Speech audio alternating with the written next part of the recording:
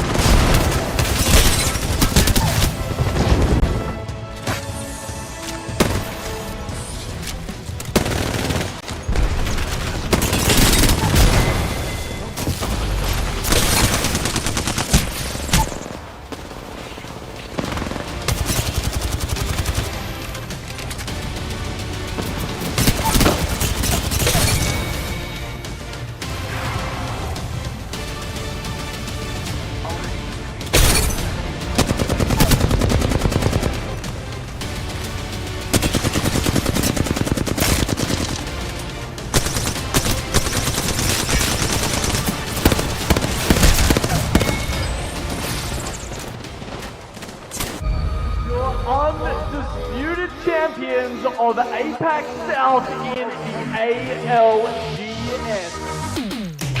Such a good spot here. Provides any much coverage for Popcorn. Roundy kicks down and out already. Crystal strikes in. Let's go down. 1v1, 1v1. Oh, what? Well, Shady finds the target. Hey, that's going to be a punishing blow. Tree is covered. Fly high to Senpai. The wraparound is perfect.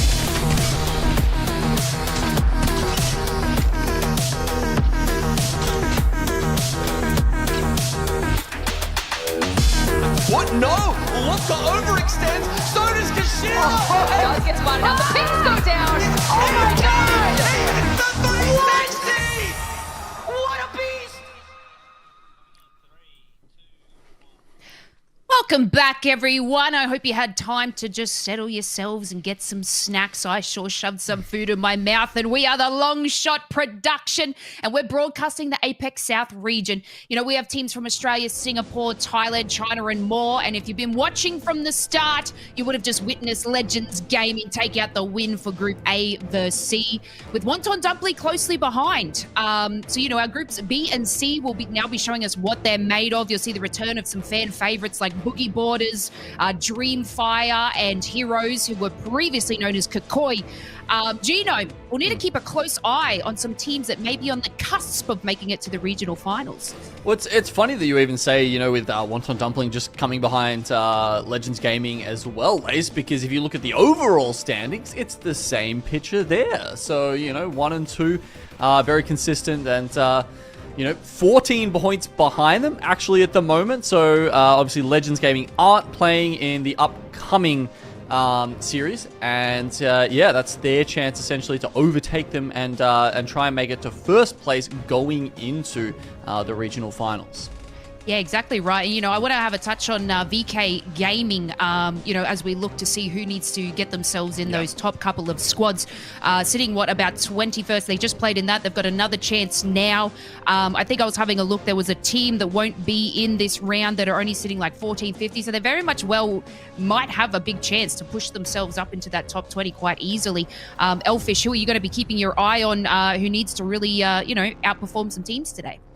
Yeah, that team you were looking at was Overlook Esports. Yes. They were the team that aren't actually playing in this lobby, that are currently sitting in 19th place, and it's VK Gaming that is 2 points, 2 overall standing points behind, so they should be able to overtake that and should be able to make it into the top 20 potentially.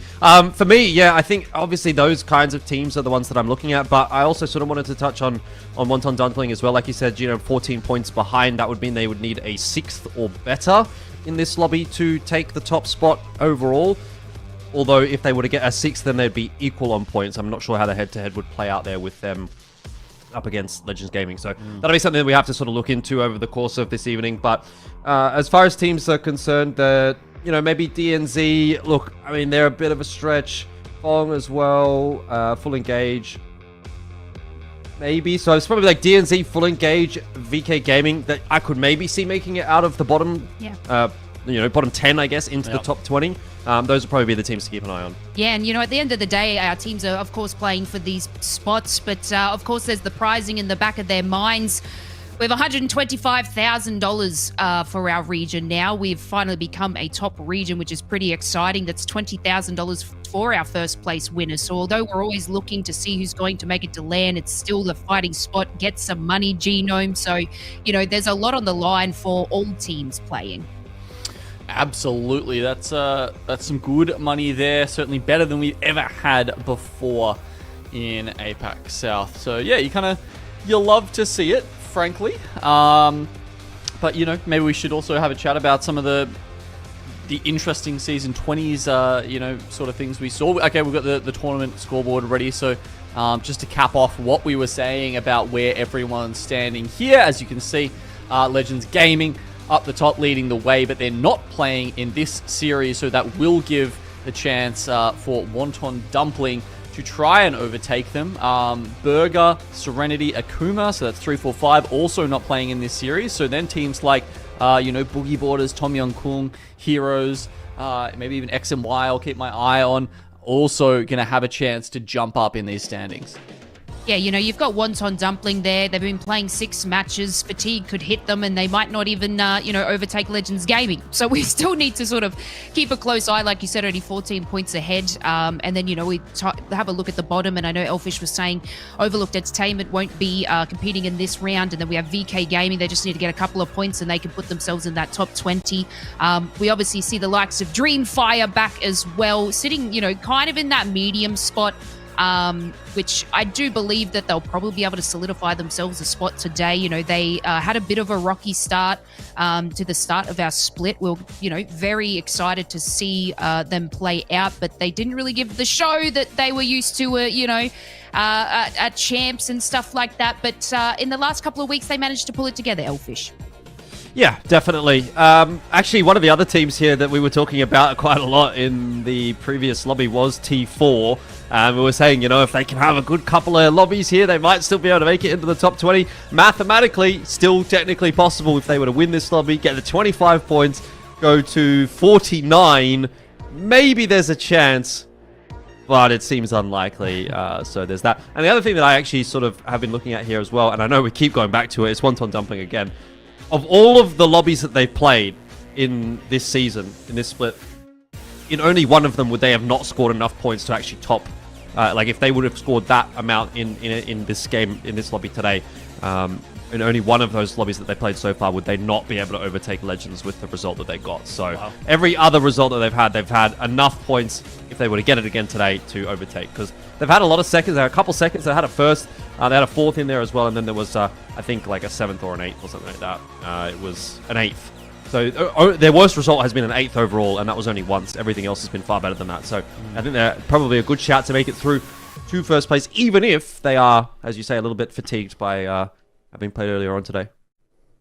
Yeah, so I guess, we're going to have some new teams sort of joining in, the Boogie Boarders, and like we've touched on before, Season 20 changes are here. We're going to have some new teams that are going to have to show us how they use these new changes. We've obviously had 6 matches where we've seen, a lot of people kill spiders or take a different rotation to make sure that they can get a higher shield because, it is a massive change to the game, Gino. It's huge. It's affected almost every part of it. And I think the thing that people weren't expecting, Lace, is that coming into Season 20, the perks is what everyone was talking about. Yeah. But if you look at how competitive is playing out, the Evo changes and the upgrade system that goes with it has actually been, upgrade as in, how you accumulate those Evo points, has actually been more impactful because the perks maybe have changed a little bit how useful some of the legends are. That's why we've seen a little bit of a resurgence of Wonton. Bloodhound Scan getting buffed has certainly helped him a little bit. But there's other reasons behind that. But really, it was just the Evo changes and how that's affecting looting and pathing throughout the game that has been the biggest shift in playstyle that we've seen in quite some time. Yeah, exactly right. And would you feel that teams are sort of noticing in the first couple of games, a lot of teams are sort of taking a slower rotate because they want to have these shields upgraded. Most of the time, they may have landed on a blue or a purple and they were ready to rotate. They got the loot, they were ready to go. But you're finding, I guess, forgive me if I'm wrong, but more teams are taking it a little bit slower to make a rotation due to the fact they want to level up their Evos. Yeah, well, they have to make trade-offs, right? Like, you can choose to, still go faster, but it's not necessarily going to help you later on when you're like, oh, gosh, we probably should have hit that, that extra Evo harvester or 2, because all of a sudden, we don't have our level 3 upgrades. And, it depends per hero. Sometimes that's a really big deal. Sometimes it's not so much. Obviously, the armor always helps, having that that extra health to play with. Wonton here is one of the heroes that we've seen certainly benefit from this. Falling Stars, the when we saw that fun little stretch in the trench where, as Elfish put it, it was kind of like a tennis match with teams just throwing arcs back and forth at each other. It was hilarious. Yeah, I don't know. I didn't even really realize that they were doing it for probably a good 5 minutes as well. By the way, it wasn't as if it was just like a one-off thing, because as soon as Legends got into that trench, as you were saying, there was like an ARC-Star spawning in, and then only like a few minutes later did I realize that there was another team in the trench which also had an alternator pylon up that presumably was also so the whole time, yeah, it was just back and forth. It was pretty fun. Good stuff. Love it. Yeah, it's interesting to see the way that they grab these legends and make them happen. And, we were talking about before where, we have our major picks, which is the Bloodhound, the Caustic meta, but it not changing across maps that much. We always have World's Edge and we'll see certain legends picked, then the map changes and they're going to have to think about something different. But it seems as though we are seeing the same across each map, which is something I feel like we haven't seen in competitive a lot. So, is this just what everybody's playing or is this just what they know so far? Because there's still so much to learn and indulge in this season 20. There's still a lot of characters where they may have not actually, I guess, selected them and trialed them out for comp. Yeah, I mean, I think there's probably an element of that, right? Where you have to have there's going to be certain players, certain teams that are like kind of just seeing what's the meta, what people are playing and going, all right, well, that's what we'll play. I guess we'll just play that. But, have they had enough time to kind of explore all the options? I don't know, maybe not. But, you do also sort of have those players that are going to have like certain comfort peaks that they're going to want to go to as well, and maybe they've explored a little bit with that, but have they really gone in depth with it? Maybe not. Yeah, so while we are sort of discussing all the changes, let's have a look at where our teams will be landing. We're going to head to World's Edge first. Gino, why don't you take us through and show us where our teams will be landing? All right, so we have had a couple of shifts around here. I think we were previously getting a contest for Lava Siphon. Now, this was sort of latest information because NoCredit, I believe, will be loading in as a duo today. I don't know if that means they get Lava Siphon anymore because, why would Kill Devil and DNZ fight over Harvester if they can just go and bully a two-man out of one of the best POIs on World's Edge? So I kind of do expect that to change, even if we haven't had that info drop on us yet. Likewise, full engage over there. Obviously, we've seen in our first series today also a duo, but, no one's going to try and take Geyser away from them, right? And then looking further around, Boogie Borders not having to worry about a contest here. They do or should get Lava Fissure and Mirage Trois to themselves. And yeah, that's kind of what I'm seeing pop up here on World's Edge. Yeah, I guess we've seen a couple of changes. Boogie Borders, like you were saying before, had Mirage Trois, and then, someone was always at Lava. To have those two spaces to themselves is a little bit of a change, I believe, Elfish, from the last couple of weeks. Yeah, a little bit. It's one of those things that, again, just sort of changes based on the lobby as well. So you kind of do have to be a little bit aware of that. And, it'll be something that will change again going into next week. So you can't get too comfortable. It's always moving and shaking. Exactly right. And we're going to gear up. We are now in our groups B versus C. This is going to be our first match on World's Edge.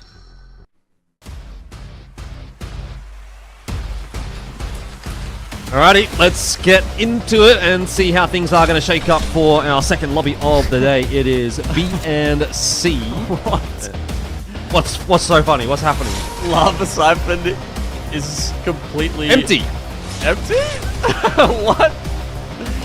What on earth is like? Surely, if you're the Dome team, right? Like, if you're T4, surely you just rock up and be like, "All right, we'll take it." Like, I don't want to sit in Dome my whole life. The rotations are atrocious. That is okay. All right, bit of a wild lobby. We've got DNZ running in as a solo. NoCredit, as we said, and full engage, both duos. All right, interesting lobby to finish off the group stage here with Elfish. Yeah, I'm actually watching XQ from DNZ. He is that solo that you mentioned, and he is hiding behind a rock right now. I'm not sure what the plan is for him, actually. But also, what are NoCredit doing? Like, where did they land? Like, nowhere, I guess. Outside the sort of the train tunnel or something? Like, did they get scared off by dive trails? Man, that is just wild. That is, frankly, just wild.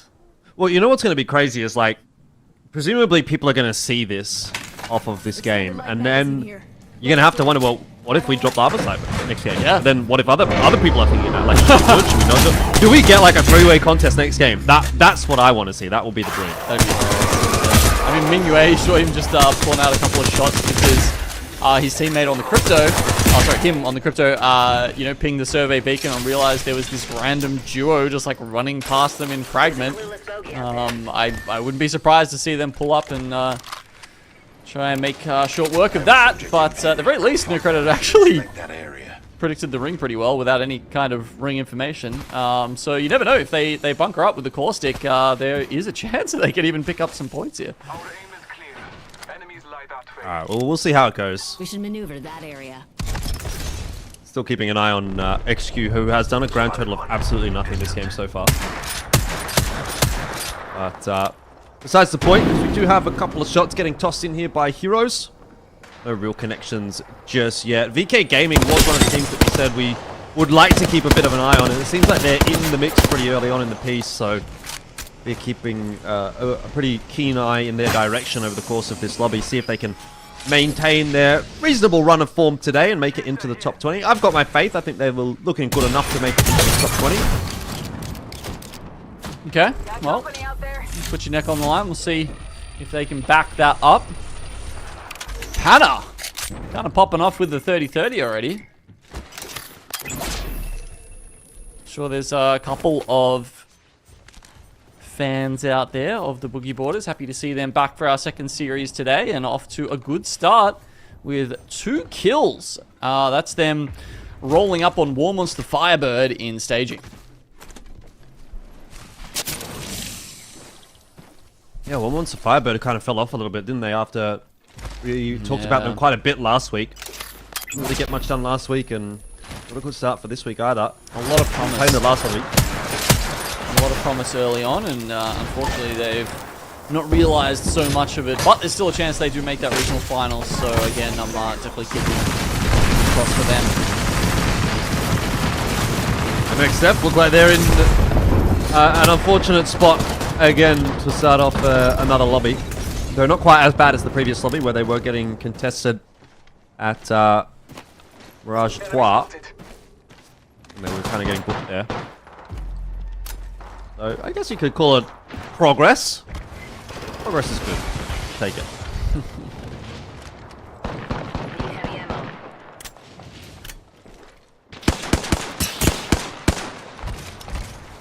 Having a look at some of the picks through this lobby, obviously with a couple of people missing, it is slightly harder to tell. But that said, Caustic very prevalent. JR from XNY on the Fuse. I'm not sure we saw him play that, because he was in, they were playing in the first series, right? And I don't recall any Fuse coming up. There was no Fuse in the first series, no. Yeah, right. So, okay, that's already an interesting pick coming out there. He's opted for the reduced damage from Motherload as his first perk. See whether or not that continues over the course of today. Or if maybe it was a misclick. Things tend to happen.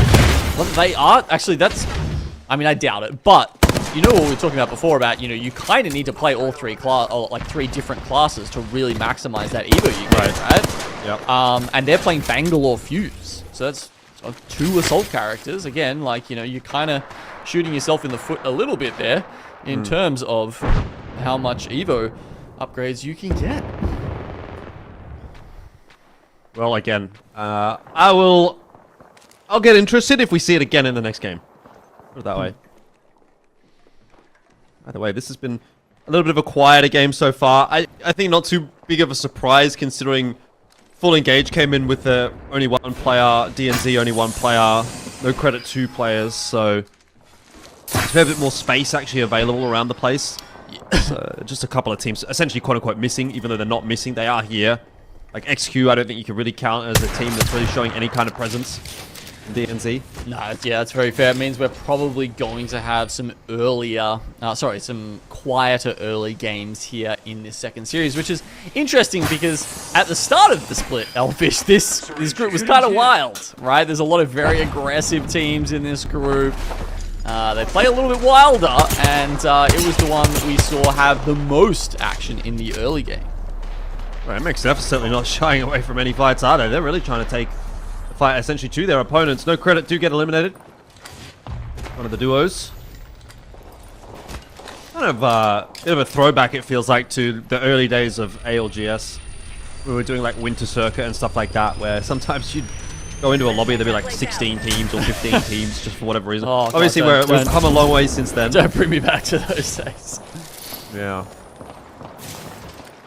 I mean, at We've least got a bit more professionalized. Yeah, look, at least you know, we know when we get to the regional finals, we'll have a full lobby. The teams that deserve to be there will be there. No doubt about that. Bangalore Ultimate going off in the distance, you can see that.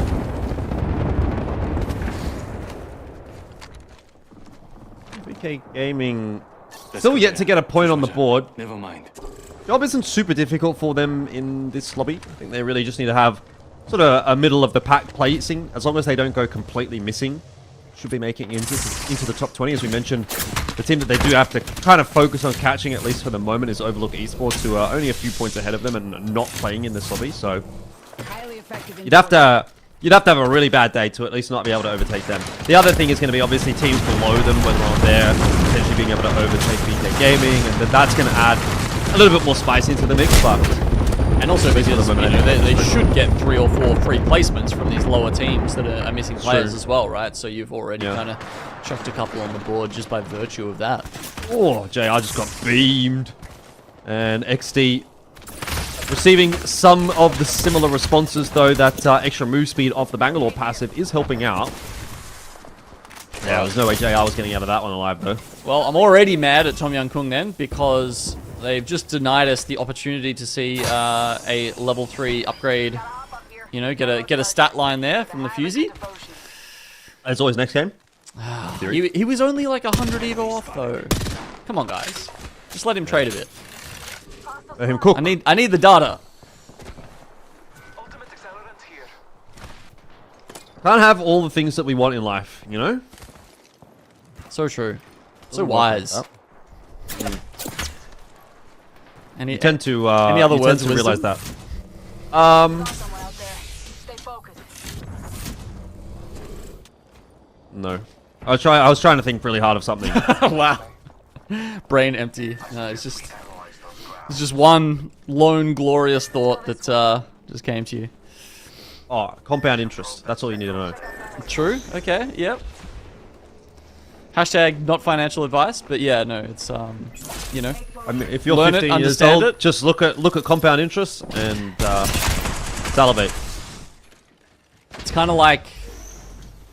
Surely there's an Apex analogy we can make here. Kind of like when you get blue Evo off of getting free ring scans, and then you fight a guy who has white Evo, and then you beat him, and then you get purple Evo, and then when you've got purple Evo, you run into a guy who's got blue Evo, and then because you're stronger than him already, you get even stronger. Yeah. Yeah. I was thinking more like old school, you know, it's like, yeah, you drop pretty much the same thing, but like, you know, say you drop on a purple armor and then you can start bullying people, all of a sudden it just starts snowballing from there, right? Yeah, exactly. I mean, that is kind of the esports word for compound interest, isn't it? It's a snowball. Snowball, yeah. I've been using esports terminology with my girlfriend a little bit sometimes when Really? we've been like on public transport and we'd be like on a bus that's like running late, and I'd be like, man, this bus driver is W keying a lot. Like, what are you even saying? Wait, she doesn't know that yet? You guys have been together for ages. Nah, she does, but Oh, it's okay, like not okay. like instant, like, you know, it's not normally Right. in your vernacular if you're a normal human being. That's, yeah, unlike us, of course. Exactly. Yes. Anyway, we did get a little bit of an insight there as to the zone pulling. It's going to move in the direction of SWQ, who are out toward the eastern edge of World's Edge. This will be something new. We don't get to see this kind of a zone pull all that often. Boogie Board is on the move as well. Little fun one. North of Overlook, SWQ. Yeah, they're the kind of guys sitting in God spot right now. Zone's pulling to them, set up with their backs to the mountains. Very good spot. Other teams all kind of moving in a lot, especially from the west. Teams like Kill Devil here. I think they're kind of hoping someone's going to come in from behind them and they can hold the bridge, but I think they're going to be sorely disappointed.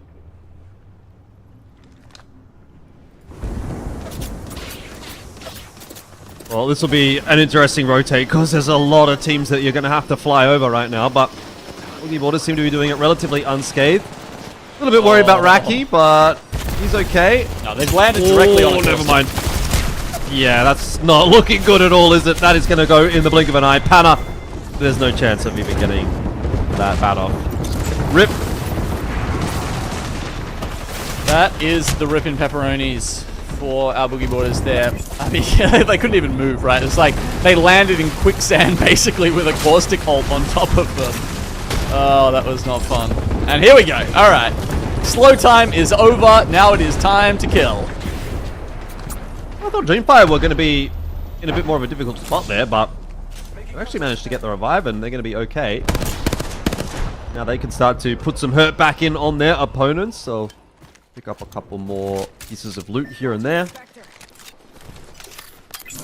Red dot sight on the vault, love it. Best sight in the game. I'm kidding, right? 2x bruiser any day. Red dot is the GOAT. You can see everything. The more you can see, the better. You can see my further philosophy. with the 2x though, mate. Like, Just enhance your eyes. Anyway, how about this one? That's a pretty good scope too. yeah, I wish it had thread on it though. Like, you know, Especially in this meta. it'd be too OP with it, but it's like why they've just removed the digi from the wingman. It'd be too good, but I still want it.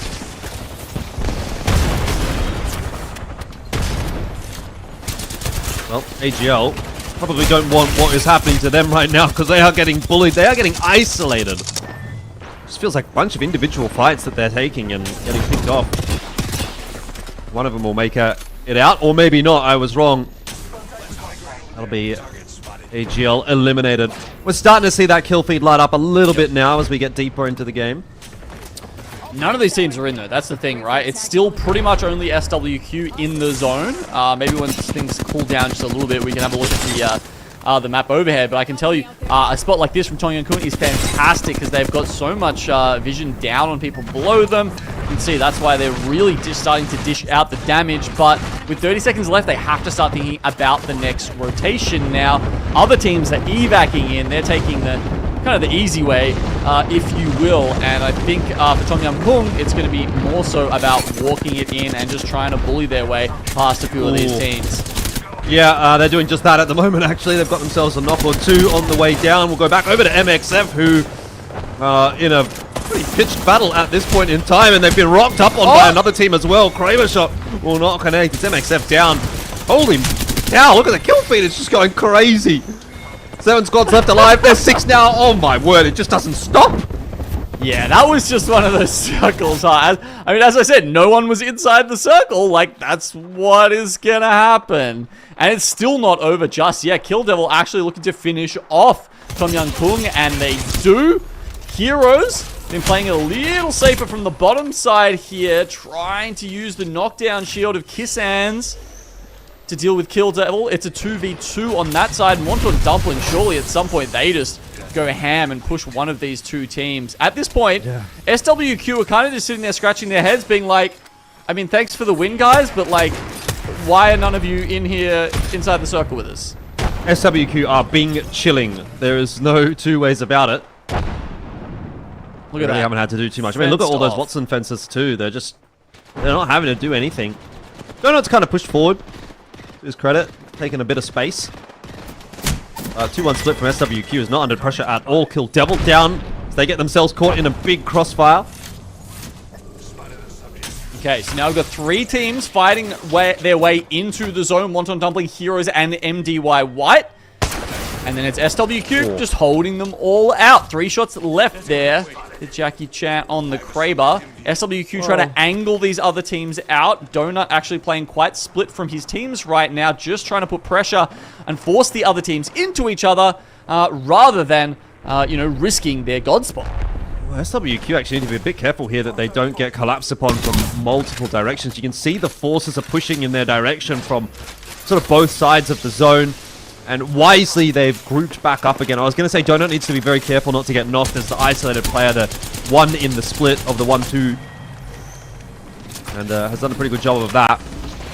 So we're back to sort of a 3-0 setup, I guess, if that's the way you want to call it, for an SWQ roster. And they have done a good job of Here we go indeed, forcing those teams to fight one another.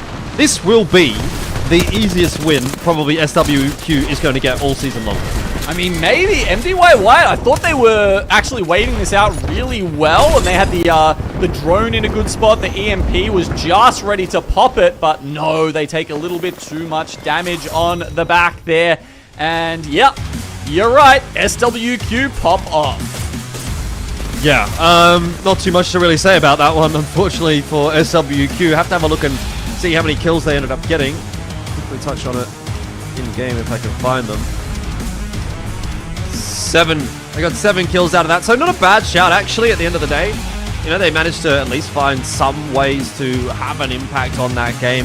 Probably more so toward the late end than anything else. But look, you know, you can look at that and say, well, that was an easy game for them. They didn't have to do anything. They just got fed. But reality is, like, you know, when you do get fed, you still have to convert that as a game that, you know, you still have to play it out, right? You have to make sure you don't screw it up. And they did a good job of that. They did play the way they needed to play to win that game. And, you know, you can only make do with what you've got. When you get lemons, you make lemonade, and well, I guess they got better than lemons in this case. I don't know what the alternative would be in that conversation. But we love a bit of lemon action, that's right, Bina. But yeah, you know, SWQ sitting about 18th on our overall leaderboard, Elfish.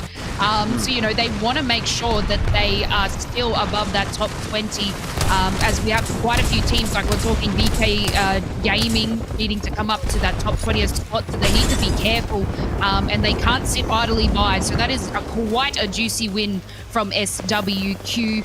I guess, you know, Wonton Dumpling as well can taste, you know, the lead. They're only 14 points behind on like the overall leaderboard with the split points, so you're not going to see them slowing down at all. They obviously didn't take out the victory, but they're still going to be placing in those top couple of teams. I think it was a little bit of a shame. Boogie Borders seem to be getting knocked out quite early, but I guess that traditionally happens when zone pulls away from them. Usually they'll get like a Mirage à Trois sort of zone pull, and you'll see them do exceptional, even take the win there. But they got a little bit tricky for them there, making that far rotate. Yeah, it's pretty hard. The rotate that they had to make was a pretty cursed one. They were sort of down on the low ground, which first of all is a bit of a problem because rotating uphill is going to be more difficult. Plus then you're trying to fly through the air, which means you're not getting as much distance from the height that you've essentially got from that. It means you can't go as far. And obviously where they ended up landing. I mean, you don't have the ability really to scout where you're going either. You know, when you're on the low ground, you kind of just have to fly and hope that you're going to end up landing somewhere. But with no information, you end up landing on top of a caustic barrel or some caustic gas. It's like, well, that's GG. So yeah, pretty cursed rotate for them. Unfortunately, not much they can do about it. I'm not too concerned about it. See how they go in the next couple of games. There's SWQ right up to the top, 22 points on their first game. So very happy with that one. And you know, it's filtering down. MDY-WHITE still pretty close by, but bit of a drop-off beyond there. Yeah, and, you know, Kill Devil, right on the bottom of our leaderboard overall, being in the top 4. We don't really get to see too much from them, but having like a nice little start, you know, not anywhere with you know, first or second place, but it is something. It's putting them on the board a little bit. It might not, you know, they're going to have to do this every single game to even remotely get close to the top 20 squads that they need to make to regional finals. So if they can keep this momentum and do a little bit better, we might even see them, you know, get close to that. But again, only time will tell there. DreamFire coming in about 7th. They're still sitting pretty on our overall leaderboard as well. You know, we've talked about them before. They had quite a rough start to the start of our split, but somehow flipped a switch and managed to turn it around. So, you know, they were in a bit of a pickle at the start of that match, Elfish, but they managed to get a full reset, but didn't really, I guess, maximize from there. Yeah. End of the day, not a huge concern. It is only game 1. We've got plenty of time still left in this lobby to make some magic happen. And 5 games to go for the evening. We'll crack on into them. I guess we'll keep on rolling. Exactly right. So we're going to take ourselves a short break. As you said, that was only game number 1, and we'll see you back for match number 2. Look, I mean, this has been the most competitive year of Apex. The score is only going to get. Who is going to be the team to challenge the titans of TSM? From legacy to a dynasty, it is now complete for TSM.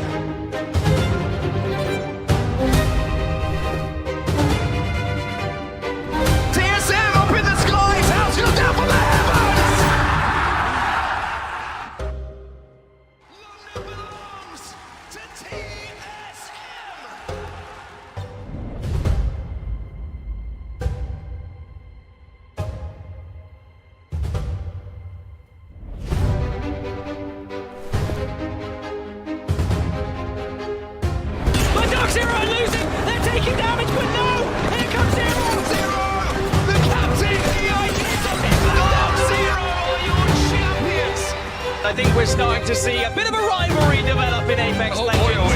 As these trophies just keep going back and forth. Dark Zero, TSM, it's always one of those two teams. Unbelievable final we've had here today. 4-5-4 and eliminating TSM as the first team to go in the lobby for.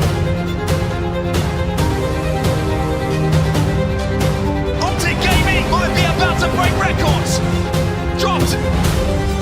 Tries to move in and clean up the pieces. Optic will fall. TSM are your Game 6 champions. And TSM.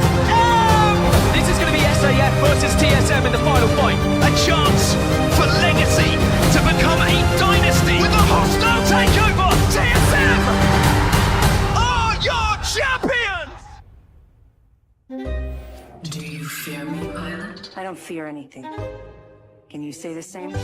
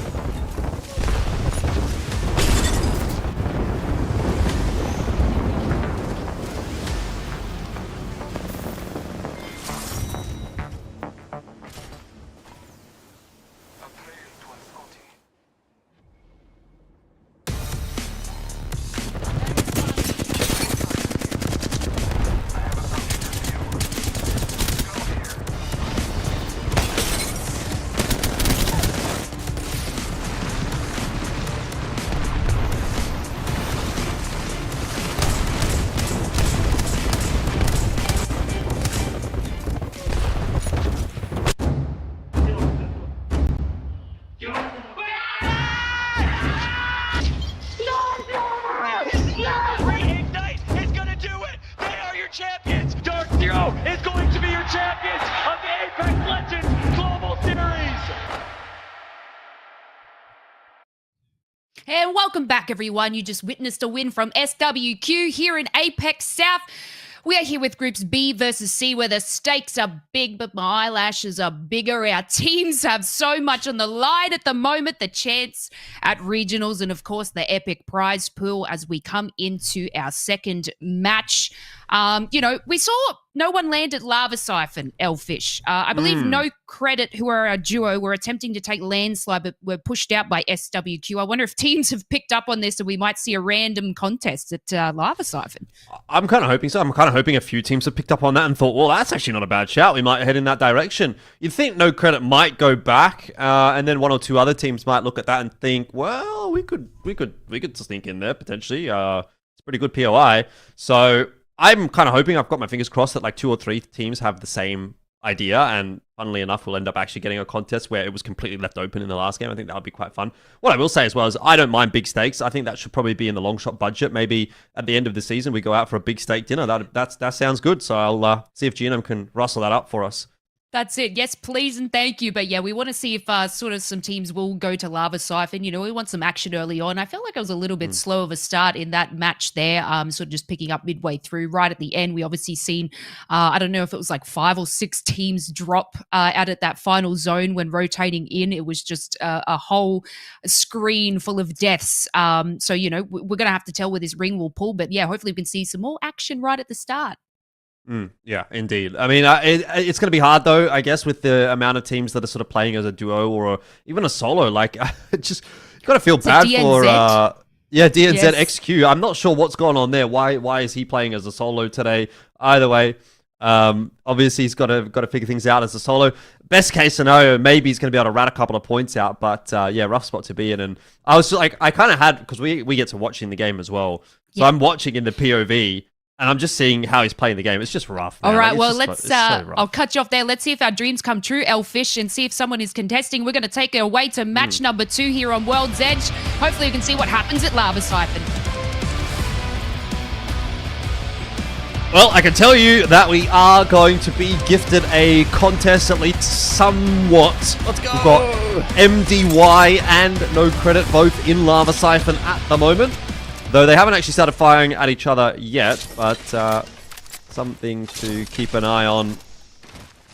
It looks like it might not end up being a whole lot, actually. But there's 2 teams in Lava Siphon at least, so I guess you could say it's a contest, kind of. Yeah, nah, looks like they're just going to dip and run. I mean, we used to see this at Lava Siphon occasionally, where a team would just take the northern side of the loot, and then they'd sort of go up towards the top towards Budget Siphon and just sort of head out that way. So it feels like that's what NoCredit is going for. We actually have, I think Fussy is currently chasing DNZ's solo character, because Fussy, as the Bloodhound, landed on the survey beacon at Lava Fissure, and then scanned that there was this random solo just out in the middle of nowhere. You can see the firing happening over there, and there we go. The last bullet in the Rampage clip will take out our poor solo there, XQ from DNZ. Yeah, it's very sad. I mean, that's exactly where he dropped in the last game as well, and he was kind of just waiting up there until Boogie Borders moved out of Lava Fissure, and then he came through and sort of hoovered up the excess loot. But he doesn't even get that chance this time, and that's exactly what I was saying to Lace there in the pre-match. Watching XQ play out that game, the last game there as the solo, it was incredibly painful. You know, it was like, this poor guy just, like, you can't do anything. You really can't do anything for the whole game. But anyway, looks like we're going to be heading out east once again. This time just not quite as far north, but out toward Overlook. It's been a little while since I got to pass an Overlook circle, so I'm looking forward to that. I just find the Overlook circles are very fun to end. I agree, There's a lot of like verticality going on there, and you know, there's some fun stuff. Especially, yeah, if the silos are in towards the end. I agree. It can be quite fun. And yeah, it's like it's pulling way past the edge of Overlook, which means that I think that's actually quite likely that it continues to pull hard and gives us a big chance of grabbing one of those, maybe even one of the ones that ends around outside the loot vault as well, which full engage are also sitting there as. We've got the fuse again here for X and Y, so not a mispick, I guess. Unless they decided to mispick it twice, but doubt. Yeah, giving it a crack. All right, come on, get to purple this time. You got one job. Well, still a bit of a ways to go in that department, but we'll keep an eye on it. There's a few. There is a few Evo harvesters in between them and the zone. Yeah, and a Volkey as well. Yeah, there you go. Are they going to be able to use it though? Yeah, maybe. I mean, if they rotate up through Geyser. I mean, there's even still time to go back down towards stacks, actually, and it looks like that's what they might do. So, yeah, X and Y potentially going to grab that early upgrade. MDY actually seeing a bit of crypto in this lobby, which is kind of fun. I think this is full engage. No, SWQ and MXF. Okay, going into it here over in the loot tournament. Yeah, this isn't really popping off all that much. Bit of fire back and forth inside of that smoke. Got to be aware of MDY pushing on the back side of this though. SWQ about to have a rude awakening. Huyun getting the first one up, and there's nowhere for SWQ to go. The nades are going to land right on top of them as well. Oh, this is going to be bad indeed. MDY Black it is. Who have decided to push into the tunnel now as well. So they're just really getting in the mix, aren't they? They don't want just one team. They don't want SWQ. They want SWQ and MXF, and it looks like they're going to get that. Oh, I mean, you know, WJX there actually managed to grab an extra kill onto SWQ in the middle. He was on 1 HP, but just clutched that out with the Prowler. He's trying to slow them down with some caustic barrels on the backside, but no. Morgenstern finishes the job and they take over this very important tunnel position. I'm going to say it is ALGS down. No doubt about it. No doubt in my mind. High stars. Love to see it. Either way, MDY-WHITE, maybe not quite following in the same suit as the sister team MDY-Black, have been eliminated in 17th place for this game. So we are seeing quite a bit more shenanigans at the start of this lobby than the previous. A few teams running into one another in that tunnel and on their rotations. It's providing a little bit more entertainment early on in the piece. Woof. Okay. Nice little floody spray there for Unix. Gets the tack as well to keep the pressure up. T4. Don't manage to grab the other two. That's Nosang and Sato from outside. Looks like they have made it out. And they'll be safe for now because DF are pushing in. Yep. It's unfortunately kind of gone a little bit wrong for T4 there. Losing RXMs. DreamFire take the building, but still have a fair ways to go. And they're aware of that as well. DreamFire know that this is kind of only a staging ground for their next rotation in towards, presumably, Overlook is where this circle will continue to push. We'll get that information in just a second as the next ring will be available to scan. Goes a bit north, actually, so could be Overlook. Won't be the silos, really. Could actually be quite similar to our previous circle. Oh. But SWQ, yeah, close enough. Not there to post up this time. Actually, it'll be great news for those teams coming in from the north. AGL. Very pleased to see that. Although they don't have the information on that yet. Bit of a better game so far for NoCredit, though they still haven't been able to get any points on the board, and sitting at white armor. It's got to leave a little bit to be desired. There's the zone for those of you watching along. So we thought maybe it would pull out over Overlook. Kind of hoped actually that would be the case. Wasn't. In the end. Oh, can't favor everyone. Oh, we've got a lifeline! Yep. Final start! Let's go! Seno actually pulling out the sticks for lifeline this time. Oh gosh, I hope we see the care package upgrade. Surely that's what you go for. Actually, they're currently being sent by AGL. They've got bigger things to worry about than what upgrades they're going to be picking. That is for sure. Slowed down for a second then. Trying to get some meds off. Trying to get some shields off, really. AGL really want to take this fight by the looks of things. And Seno, oh no. Just gets caught out in no man's land. That's already a good start for AGL. We might not get into a position where that lifeline is really going to get to play too much of this game because it's not looking very good for final start at all. AGL are doing a great job of bullying this. Jackie up on the high ground as well. He's got great information. There's no push actually headed in this direction. And AGL more than happy to continue to bully final start from that high ground. But they're not going to over-aggress. No, he just got straight up cleaned up in the smoke, basically. It was just a blood of the hunt coming out from XX on AGL. Didn't even have a chance to fire back. Quite sad. Every time I want to see a level 3 upgrade, it's cast a curse time. I don't know what to say. I wonder how our friend on Fuse is doing. Some white. They're still okay. They just hit it. They just grabbed the Evo Harvester as we're watching AGL. Well, they looked a little bit better in the fight than they're looking in this rotation here. XX is unfortunately not done quite as well as he was a second ago. And AGL are going to realize that this actually, unfortunately, is really not a good rotation at all, actually. Because that zone's going to shift away from them. They were banking on it going in further towards Overlook. They didn't actually have the information. They didn't have the ring scan. I mean, it's not bad. It's okay. It's not awful, I guess. Yeah, you're right. It's not awful, but it definitely isn't what you would hope it would be. Let's go. If you didn't have information further on. Seno's back. Seno's back. And they don't know it yet. None of these other teams know it yet, except for Boogie Borders apparently somehow have this information. But yeah, they're in a killer spot up here, final start. So, you know, Seno is a couple hundred away from grabbing his purple. But yeah, AGL still in some trouble over here. They're actually, oh, this is a fair fight now. It's a 2v2 with full engage. Yeah, NoCredit got picked up on the meanwhile.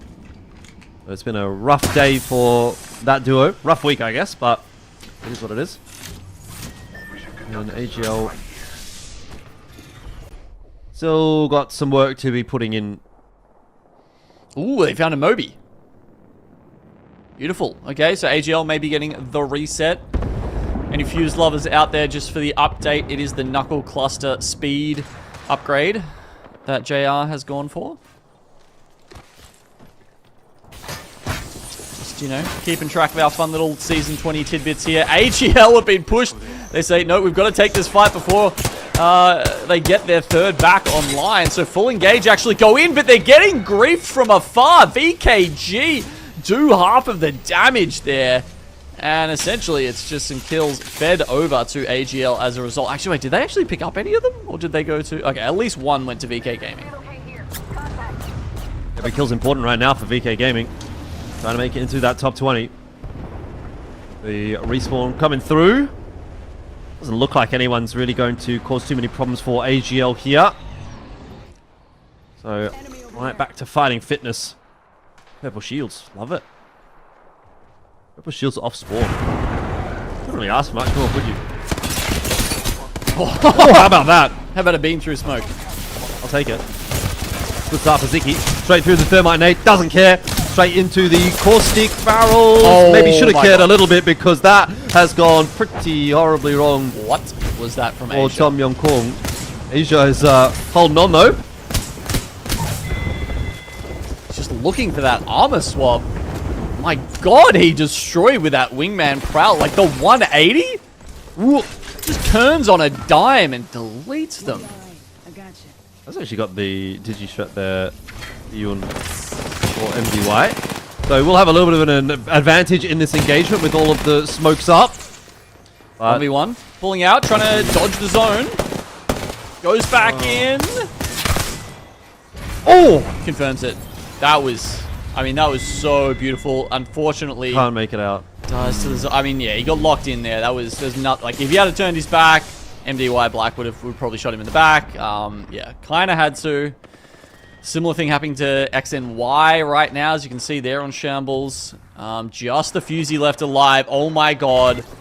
I was about to say, got one syringe off in time. The next tick of the thermite paid to XNY, and they go out in 12th. Damned if you do, damned if you don't. DreamFire quietly plugging away. 10 points on the board so far for the lobby. 5th overall. Wonton Dumpling not too far behind. Remember, Wonton Dumpling are looking for a 6th or better overall for this lobby to make it into first place for the standings of the season.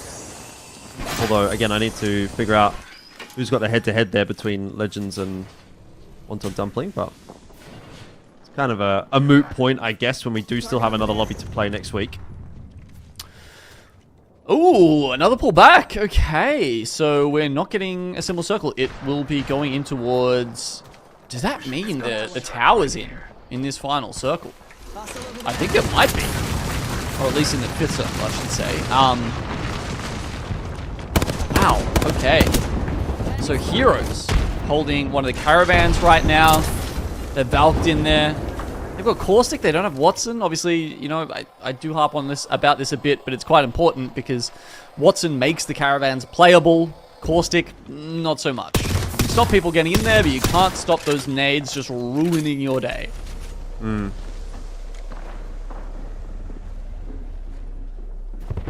Unix of T4 having a bit of a look around with Beast of the Hunt as it's fading away there. Didn't really spot too much, so on the move. Try to get a central position inside of the zone. Wonton Dumpling, on the other hand, looking for some damage outside, is going to be eliminated on the kill feed, you can see. 5th place right now overall for the lobby. That would be enough for Wonton Dumpling. Very happy with that. They're looking for more, no doubt. It is still only the 2nd game of the lobby, so no reason to slow down just yet. And here's the next fight that's going to be in front of them. Pete God maybe going to be more than happy to take a little bit of a respite there. For those keeping track of the perks, Seno has picked the supply drop perk, and he's 87% towards getting his next care package. So I don't think he's dropped it yet. I think he is about to. They're in a position where they are definitely going to get it. They're just hiding behind a rock for the moment. Give me the... Or they're pushing. Oh my god, really? At 94%? Yep. They're actually going to take a fight. Literally could pick up a wingman in the next, like, 10 minutes. Oh, sorry, 10 seconds. Well, it is a duo on the other side of that engagement, so yeah, they're gonna be happy with that. And there's the care package straight up. Oop, but a third party coming in the other direction. They gotta be a little careful here. Oh no, Boogie Board is coming in on the backside as well. They're like, oh hey, you just delivered us a Kraber. Thanks, seems good. Seems good indeed. Seno's desperate to try to pop a bat. Looks like he'll be able to get it off. What's in the care package? I didn't see. Neither of them have a care package weapon at the moment, so I don't know. Oh, it's a bow. It's a bow. Wow, disappointing. No, I love the bow. No wingman, no Kraber, no Eva. That's probably the worst of the 4 choices. The bow with the 3x. I mean, you love to see it, really. I mean, if you're up there on the tower right now, it wouldn't be so bad. Okay, Seno, look at it. Seno has picked it up. He's picked it up and he's already popping off. Anyway, they're going to be pushing Selka and Seno through the side of the zone, just following the circle around. Picking up some kills on the way through, or at least attempting to. WMFireBird into it as well. A little bit of a slower couple of weeks for WMFireBird, but here's where things could pick up a little bit. Azu should just be resable, but going to be having to worry about the zone first. So, some fisticuffs. Sure he's going to be feeling very good after that. The final circle is finishing right next to the tower, like almost underneath it. So AGL are going to be able to play up there for the longest time. You can see they've got a little intruder below them. That is T4, just a single man left alive on the Bangalore. And then we've got VK Gaming sitting inside their building. Heroes, they've got that RV kind of close to the middle of the zone. Boogie Border's going to have to pull in a little bit later than that. And then we've got WMFireBird actually looking to make a play here from the west side.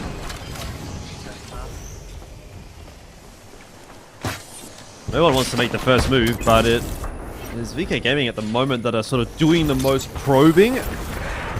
As I say it though, WMFireBird on the move as well. They've decided now's the time to cross. EMP's going to go off right underneath the tower.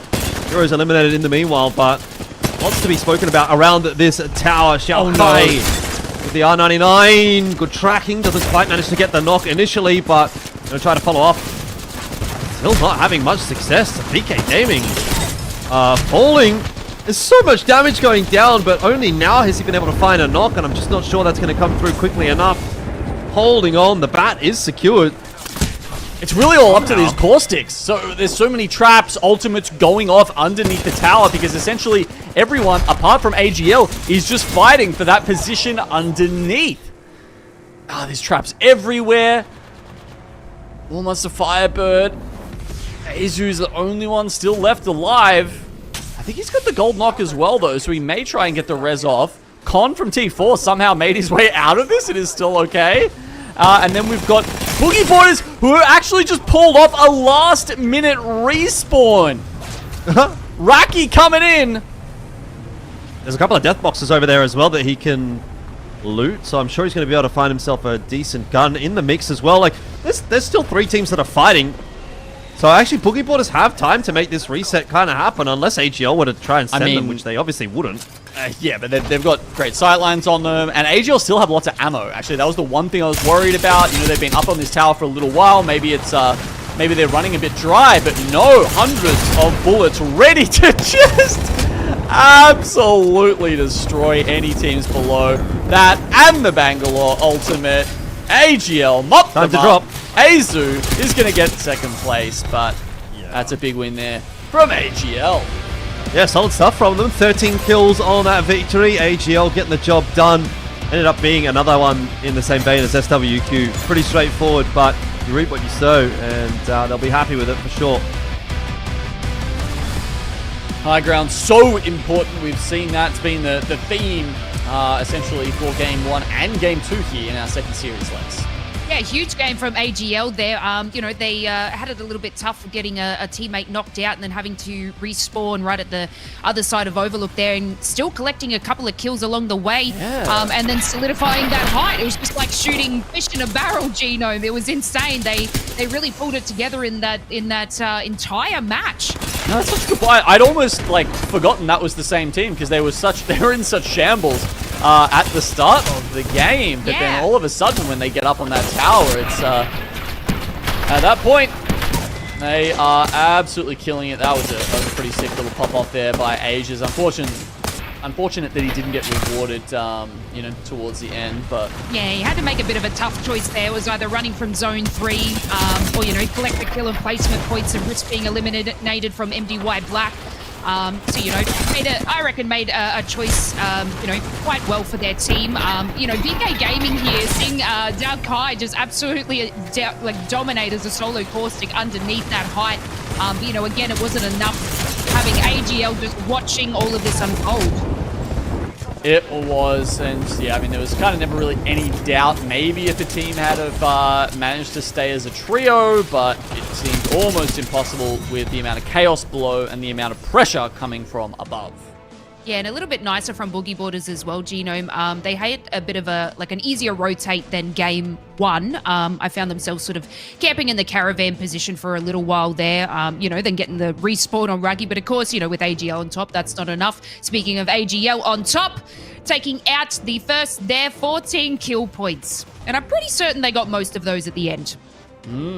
Yeah, definitely a lot coming their way. WMFireBird now up in third place, making that push that we were hoping for in order to make their way to next week, to the regional finals. But there's plenty of other teams in here who would like that berth too.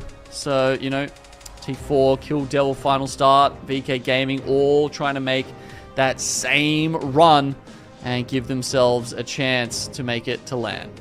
That's it. We have WMFireBird currently in 20th place with VK Gaming, just 1 point behind on the overall series board. So, you know, those two teams are going to be battling it out, but it looks like WMFireBird is doing just a little bit better at this present time. But you know what? VK Gaming can bring it back, but, you know, they've had such a big day today. It is their 8th match of the day, so you can only feel the fatigue. Yeah, I'm sure they're going to feel it. I know we're feeling it too. So we're going to take ourselves a short little break. That was just our second match on World's Edge. We'll come and see you for our third match, but we'll see you after the break.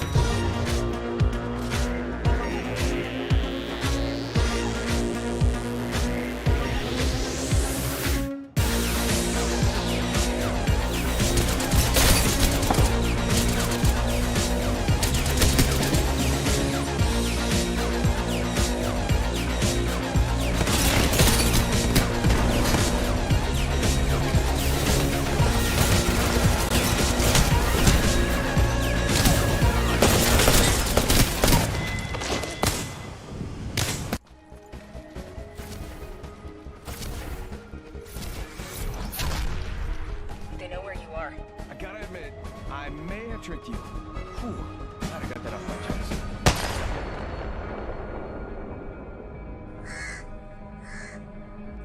Tell Death I said hello. I will laughter.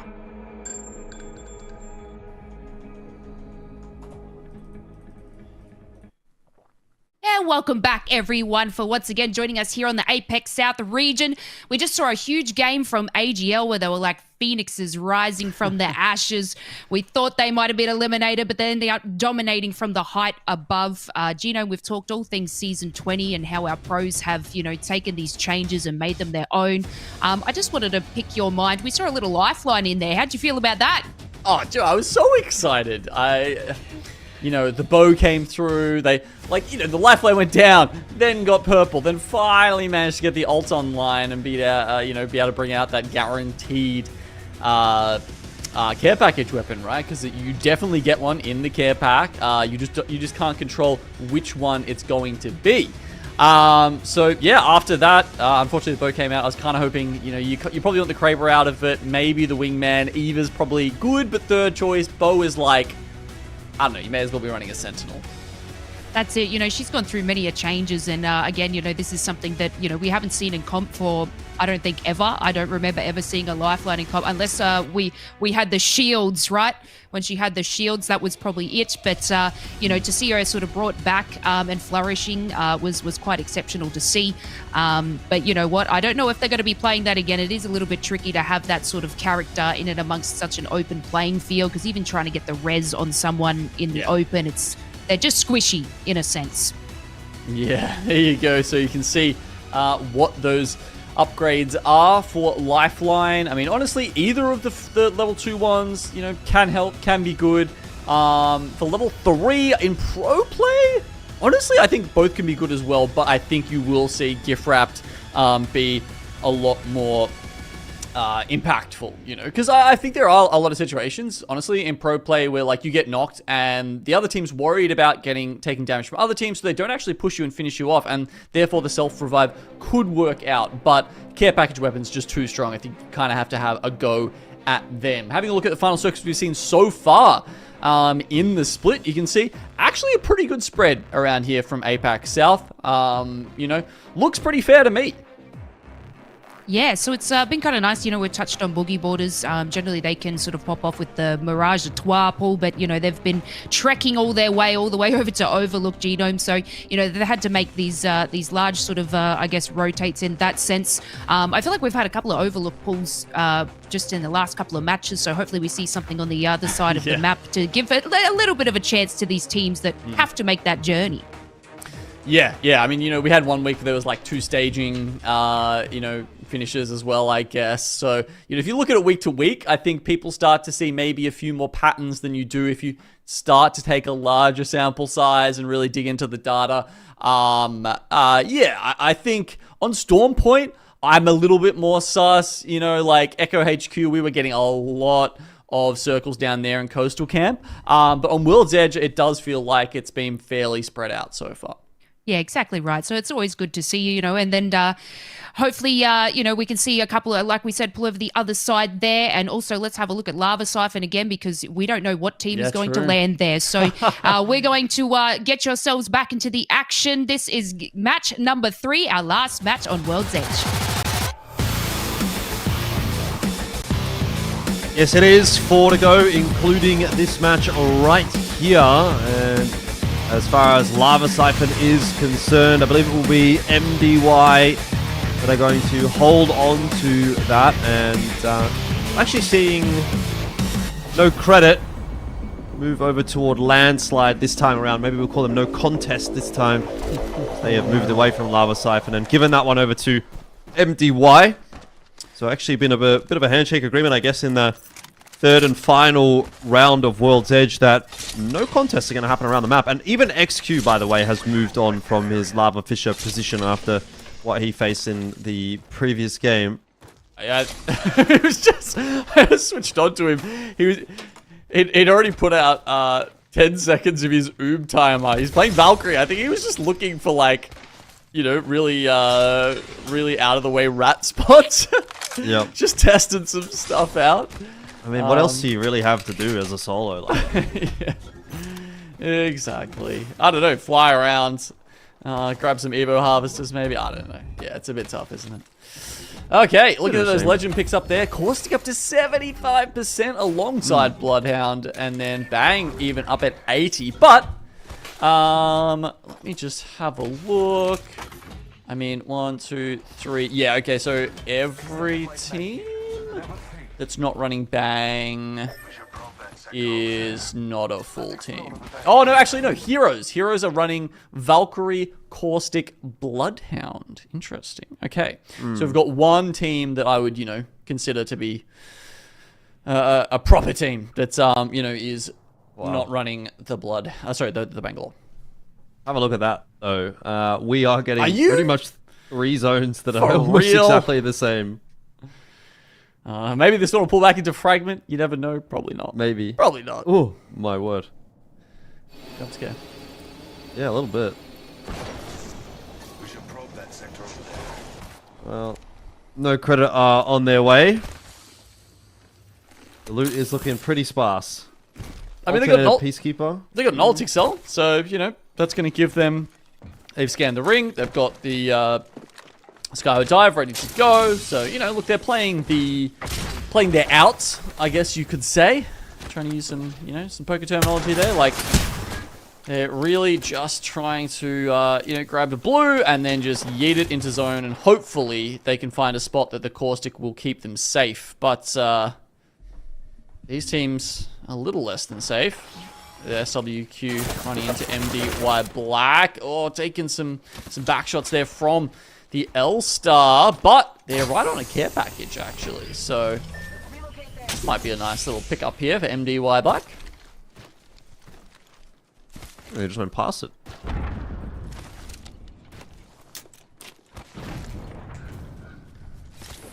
Well, anyway.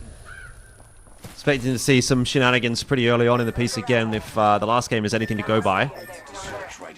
Maybe not necessarily from MDY.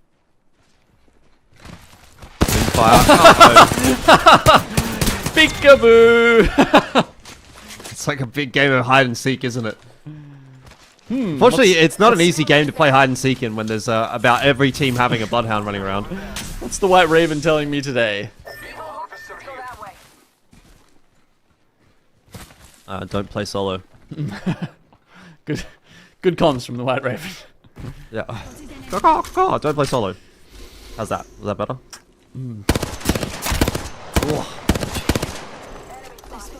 Seno. Okay, off the lifeline, sadly.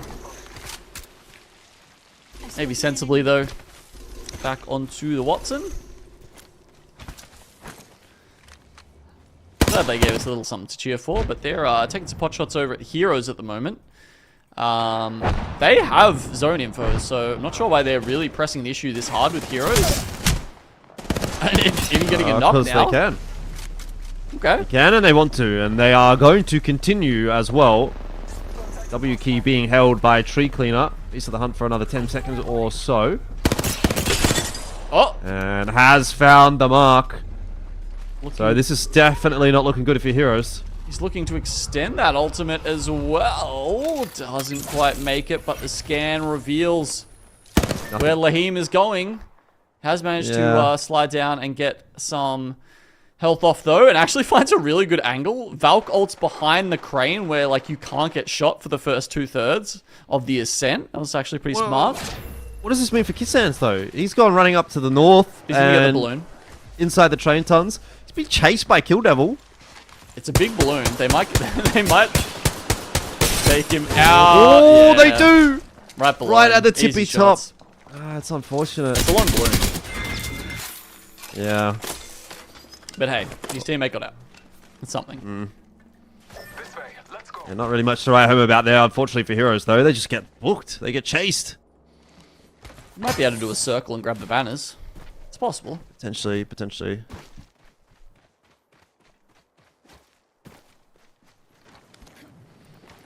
Recovery mission. Yeah, if only... Devil's hanging around.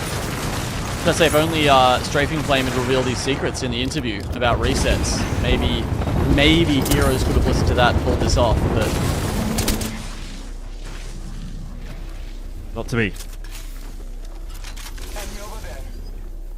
Well, WMFireBird having a look as well. So far, not really seeing too much. Couple of shots going astray. Let's migrate over there. But they're more interested in making their rotation happen now than actually chasing and looking for more kills. Here we go. A lot of ground to cover. Close range. Get some loot first. sitting in third spot for the moment. It's a good chance for them to solidify that top 20 position that they currently have. Oof, running Sentinel, okay. Sentinel 30-30. Ooh, Havoc Turbo. Okay, decent loot there. Looking back up on the tower that won the last game for AGL. It's just one of the VKG members. They're actually split holding quite a bit. They get caught off. This could be rough.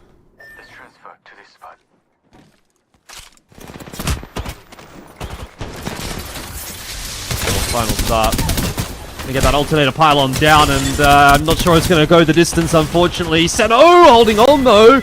Could this be the angle? Not quite. Final start. Do get eliminated. Boogie Borders gonna be breathing a sigh of relief there, thanks to Fussy clutching it out. Revives will come through. Oh no! Kill Devil on the hunt though.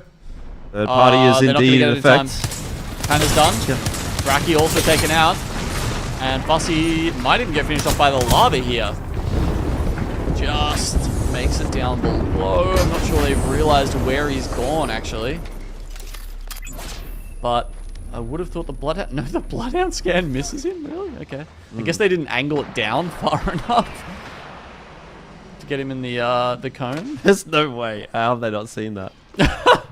I mean, you can see like the footsteps and stuff as well, right? Like... Come on, Bolin. No footsteps if you just sent it off the building. There's like a jump down animation. Yeah, I know. Well, he's gotten out. Bolin, buddy. Well, someone needs to upgrade their tracking skills, I think. Do be like that sometimes. Anyway, Wonton Dumpling hiding away inside this caravan while the world falls apart around outside of them. They're okay. Quite a few teams looking okay. Pretty set up. Probably getting pretty used to playing this zone at this point in the evening. Yep. Third time on the trot. You've got your rotations down pat. Know where you want to end up. At least hopefully by this stage you do. Does anyone actually have ring info? Yeah, Tom Young Kung. Oh, that's... The beacon that sits at Overlook is often a good one because it's often like just outside the circle and you can just duck in and out and grab it. So that'll help those guys. They know they can stay put for the moment. Maybe even the other teams around can draw some sort of inference from that. VK Gaming keeping an eye on Tom Young Kung as well as outside. Well, SWQ here haven't really been able to improve upon their first game. They didn't get many points or any, I think, even out of the previous game. I think they finished game 1 on 22. It's another good opportunity for them to go one better. Big damage. They know they've got that crack. Arc Stars are going to get tossed on in as well, and some of those are connecting. Oh, Donut absolutely turns his opponent into a donut there. Full of holes. At least one big one, hopefully. Maybe more than that, and that is WMFireBird taken out very easily by SWQ, so there's a couple more points on the board at least. I mean, Azu got one kill, otherwise, yeah, it would have been a donut game for WMFireBird. Going out in 16th spot, no placement points for them.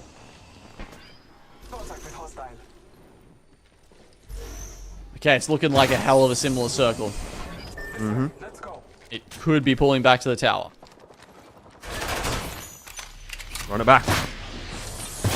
AGL are absolutely nowhere near that tower this time around, though, so it will be a fairly different result, you'd imagine. Breaking and entering. This is a crime. This doesn't care, apparently. VK Gaming are on the move as well, checking out the caravan and trying to hole up inside the building. I mean, VK Gaming, they're sitting at 15th spot, right? Right. They are the team who land Overlook. They've had basically 3 circles in a row. That's not a good conversion rate. Certainly not. Especially when they're a team that's fighting for their life, basically, in this split. If they don't make it into the top 20, then they don't come back next week. I mean, they're in a great position to do so, but maybe they're just not quite doing enough in this lobby so far. At least not to make it a sure thing. AGL are rotating their way in now, but far later than what they did in the previous game. Oh, they're actually going to land on Beyond? Thought about it for a second there. Now they maybe realize that they made a bit of a mistake because some of that presence is being sent back in their direction. T4 on the bottom side of the hill as well will potentially have an angle on them. They've got to be aware of that. T4 also worrying about the team in front of them a little bit more so. Bigger fish to fry. So AGL are okay for the moment. MDY-WHITE though. On either side of them, and XX though, he's just come out of his Bloodhound ult, so he doesn't have that to try and angle MDY out. Morgenstern also no blood ult available, so smokes will be effective against both of these teams. DreamFire. That's not a bother, but they have been able to dislodge full engage, which is going to give them some respite. There's a potential third party coming through from AGL, and it seems to have been averted, at least for the moment. DreamFire keeping themselves tucked behind these rocks. They've really only got a tiny bit of wiggle room to work with, but it's enough. It's actually crazy how long you have to spend dodging bang ults in a professional game of Apex. There's so many Bangalores. Like hide and seek is like half the game.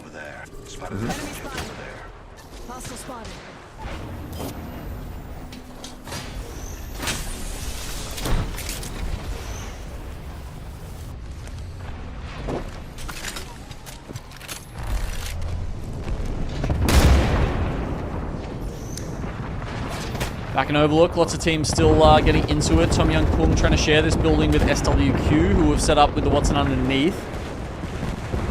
Then, of course... Oh my god, it has. It's pulled back again, basically to the tower.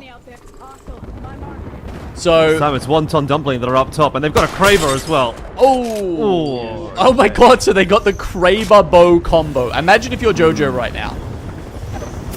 Not feeling great. Just having a good time. Good time up the top there for Wonton Dumpling. Yikes. Keep their heads down for the moment. The question, though, for the tower generally is, like, how early can you take it? Because there is a point where you take it, it's too early, and you get angled out, people are nading you, they're getting shots on you, and you just waste all of your, you know, bats and everything too early on. You see right here, like, MXF having good shots.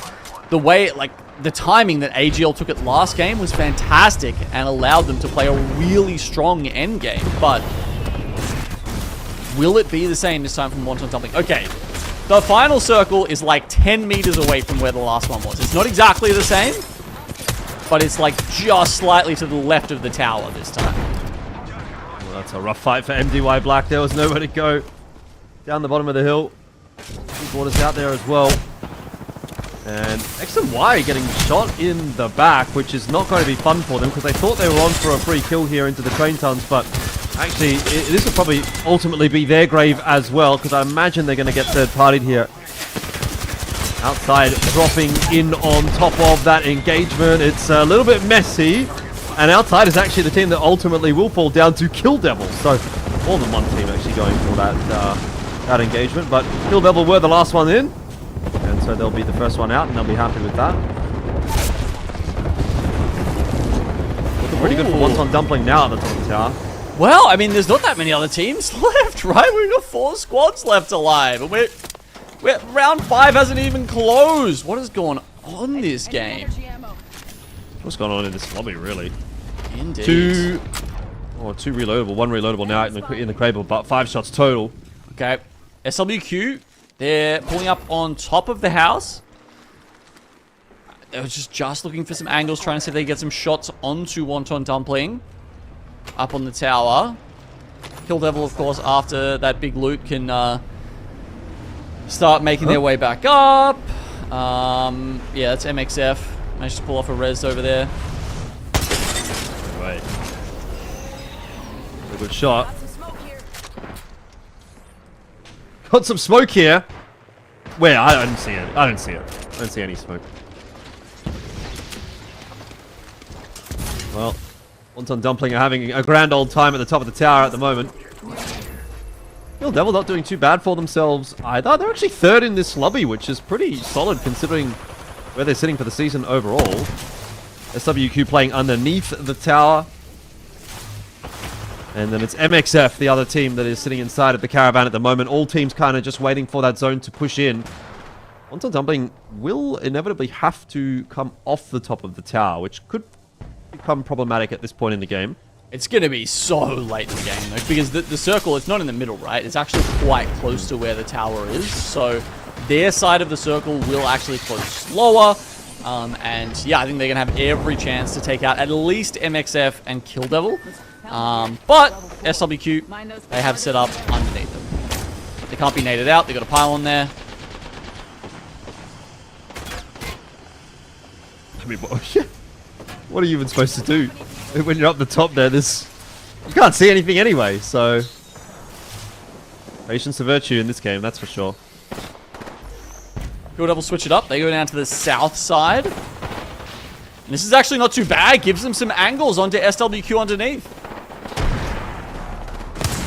Grenades getting tossed in. Not really connecting for any damage just yet. Kill Devil are trying to be proactive. Often, though, when you're the first team to decide to do something, you end up being the focus of fire. So they do have to be a little careful that they don't over-aggress here.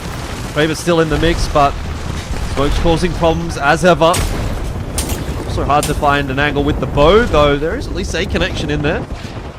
Bang ulti's going out now. A couple nades going up to the top of the tower as well. Kill Devil, Bowl, and he's used up all the ammo, so he's only the wingman, not really in play, just that vault left for him.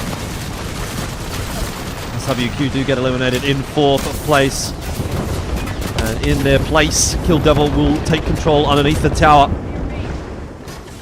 MXF trying not to move as long as they can possibly can. Hide inside of that caravan, they're going to do it, but push comes to shove, they're going to have to start to work their way out, and they've lost a couple of members in doing so. Wonton Dumpling deciding now is the time to go. They drop off of the tower. Kill Devil taken down, 2 squads remaining, and it was always going to be Wonton Dumpling. From the top of the tower, the Kings take their victory. I mean, incredible that we've had 3 games of World's Edge, and you could have predicted the winner very reliably from 5 minutes before the end of each match. Happens, but again, like we said, you got to take what you can get, right? And when the zone feeds you, you've got to run away with some points, and that's exactly what Wonton Dumpling have been able to do there, which is a great sign for them, given, again, we talked about them focusing on trying to take first in the overall standings of the season, and a win like that is going to go a long way in doing so. Yeah, exactly right. You know, we were touching on that they only need 14 series points to be the lead overall and take over Legends Gaming. So, you know, they still have a lot on the line here. And, you know, like I said, getting the tippity top of that tower is an easy way to win. I kind of feel like I gave the zone a little bit of the caster's curse there, Elfish, you know, having it pull in the same direction. So it's a little bit same, but you know what? They solidified the win, and that was excellent from them. You know, it's a huge game from Wonton. You know, I was kind of itching to see SWQ take another win for themselves, you know, because this is kind of detrimental for them, sitting about 18th on the overall standing. So they want to make sure that they are deep into the top 20 spots for the regional finals. But, you know, they still placed quite well in that match, Hellfish. Yeah, most definitely. I mean, look, it is a bit of a caster curse. Hopefully we're not going to get the same thing for Storm Point. We put our fingers together. This must have been a fun game to play, though, as Wonton Dumpling. I can't think of something I'd rather do more than have the Kraber up on top of the tower and just raining death down upon everybody. So many opportunities with it as well, and a lot of connections. It was satisfying to watch. Pretty expertly played as well by Wonton Dumpling in the end, as we sort of talked about. They left it as late as they really needed to, and in the end it kind of ended up being a pretty easy finish for them. Bloodhound on top of all those smokes makes for a bit of a free farm, so well done in the end, and Wonton Dumpling go rocketing up the standings into first place. AGL just behind them, and SWQ just behind that, so it is still pretty competitive at the halfway point of Groups B and C. Let's see, can we talk about AGL and those kill points?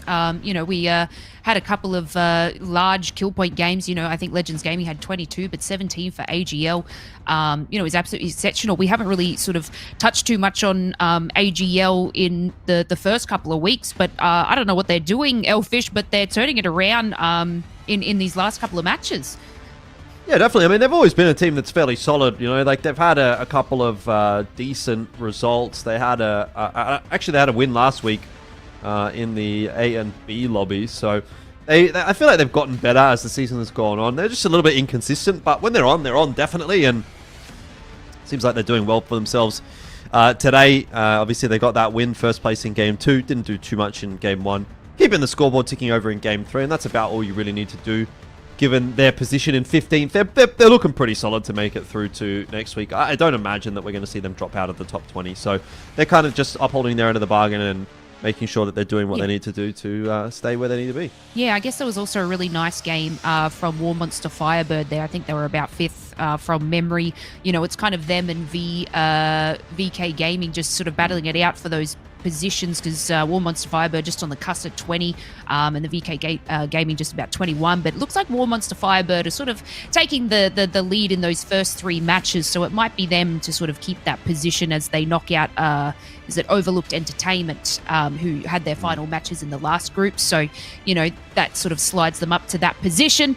But you know, we've still got another 3 matches to go. We're going to be heading over to Storm Point shortly. It's going to be our last 3 matches of our group standings. Elfish, it just can't be real. We have regional finals next week. Like, a lot is on the line. There's the prize pool for them as well. I just want to express to you guys, you know, that these last 3 matches could be make or break for a lot of our teams. Yeah, potentially. I mean, I tell you what, there's probably still a lot of games to go next week, because that match point format can drag on sometimes. We'll obviously get to that when we get to that, but yeah, got to keep cracking on. Exactly right. All right, we're going to take ourselves another short break, and we will see you shortly on Storm Point.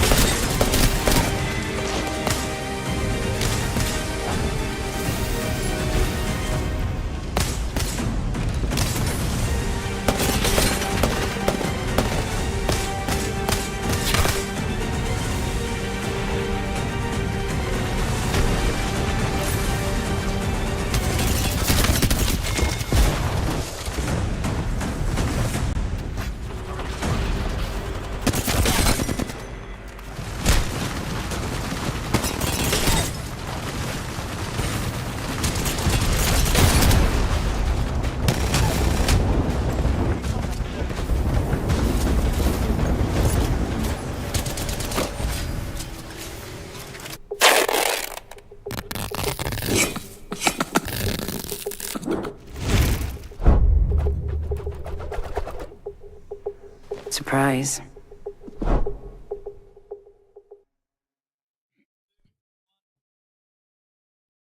Welcome back and thank you for joining us once again. It's been one hell of a day, and for our teams where there is so much on the line, obviously being a spot in the regional finals or the massive prize pool that we now have for our APAC-South region. You know, you won't see Elfish, any team slowing down as we head into the final 3 matches of our groups B versus C.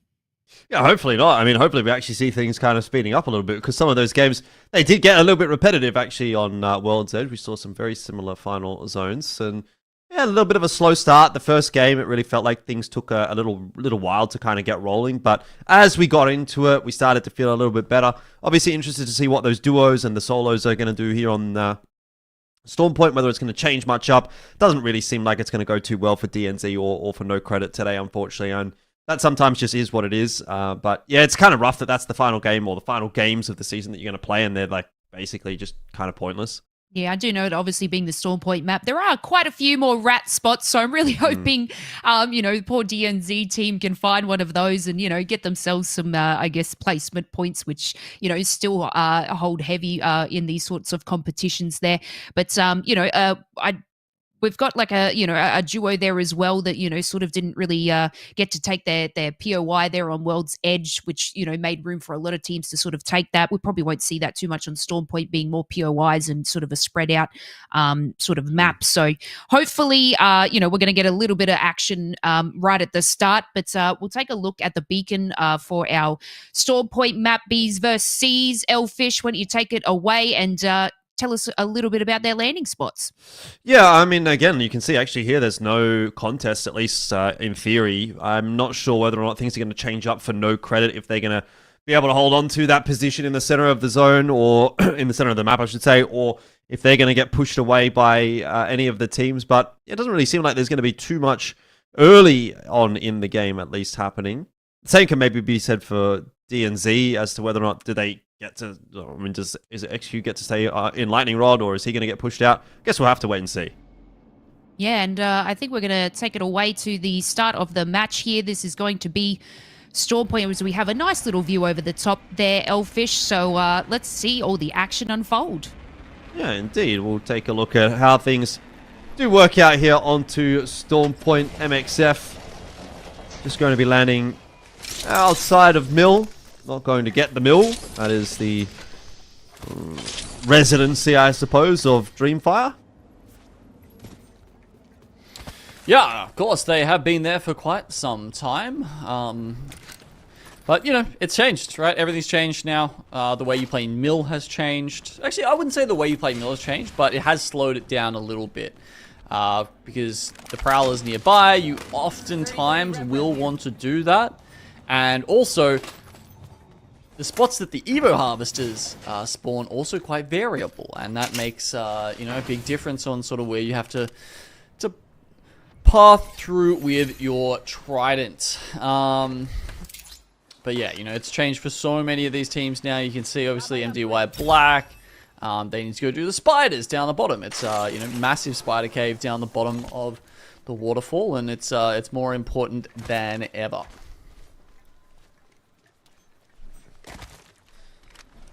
Yeah, MDY-WHITE are going to start to get a bit of a wriggle on. They've got some moving and shaking to do.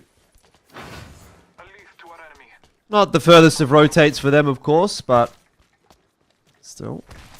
This is one of those kinds of zones where if you can be one of the first teams into down beast, you can set yourself up really nicely and potentially get a bit of a free game. And again, you know, we've kind of been a little bit bamboozled by the zone shift so far today, so there's no guarantee necessarily this is going to continue to go over toward down beast, but, you know, general wisdom would say that it should. I mean, there isn't, but Storm Point zones are generally more predictable, right? More, you know, easier to read, edge of the map, circles touching. Generally, this will end towards, you know, at least the backside of down beast, or at least somewhere in down beast, but you would expect it to actually be the backside. So teams like AGL pulling up there already. Ooh, we've got a Gibraltar pick, Gibraltar alert. Oh, what? Yeah, on AGL, Gibraltar, Bangalore, Caustic. Love it.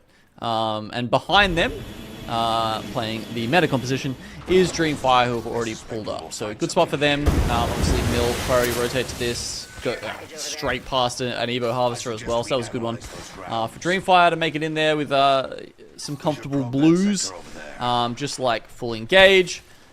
They landed nice and early, got the double beacon scan off. Reminder that that is still in the game right now. It gives you 400 Evo. If you can do it, you should. But may be gone by the time we get to regional finals. You may only be able to scan the ring once for points, for Evo points at the start of a game. Well, WMFireBird early on the rotate, going to set themselves up behind Downed Beast. Not exactly a premium position, at least not at the moment, but could be later on in the piece. The thing I do worry about is how much are they really going to be able to play the game from this kind of a spot, or are they going to be stuck in here for quite a while now? Given the fact that there are a few other teams around, though, I'm sure they're going to be able to get their chip damage out and maybe work on those Evos, but I mean, in the case of Azu, for example, it's 1,032 damage you have to get. So a bit of a ways off for the moment. Oof. So the hammer points going out there? It might have been. Come on, switch to the Mozam, show us. I swear I heard some hammer points making their way over towards DreamFire just there. But yeah, look, obviously a lot of teams here now predicting this zone in Down Beast, so they will pull up, start taking position in some of those buildings. Oh my god! WMFireBird are getting... Oh, not sent, actually. They did get Caustic altered, though. And downed. Wow, okay. DreamFire may actually push this, but we're going to have a look down here in Cenote Caves. A couple of teams floating around in Cenote, but X and Y look like they're on their way out. Little pickup in the Uber, and off we go. So X and Y are pretty safe on this rotate. There's not a lot happening out on the western side of the map at the moment. As they get to the mill, they might run into a bit of trouble. Although this rock appears to be giving them a bit of a problem. Oh my goodness. What? Is this like cave diving? We like that's giving me claustrophobia. Yeah, like you know where you like you have to try and like squeeze yourself through like the tiniest like spot in the caves. No way. I catch can't me never. Can't say I like rocks. I like climbing rocks. I just don't want to climb rocks while there's another rock like 2 centimeters away from my face. You know what I mean? Yeah. Like that's not my jam. No. Yeah, I have too many of those like horror stories of people getting stuck or whatever. Darkness as well. Anyway, X and Y, ooh, they've run into the mill. Just as I said, as they get to the mill, it'll be a little bit problematic because that's where heroes have set up shop. Wonton Dumpling's also there. And luckily for VK Gaming, they heard all of those shenanigans, and so they've pulled up outside of the mill rather than going straight in. Because Wonton Dumpling, they actually want to scan right now. They're on the ring console at mill. That's why they're pulled up here at this exact moment. But they're taking shots from everywhere, right? Like Heroes in the north building, VK Gaming behind them.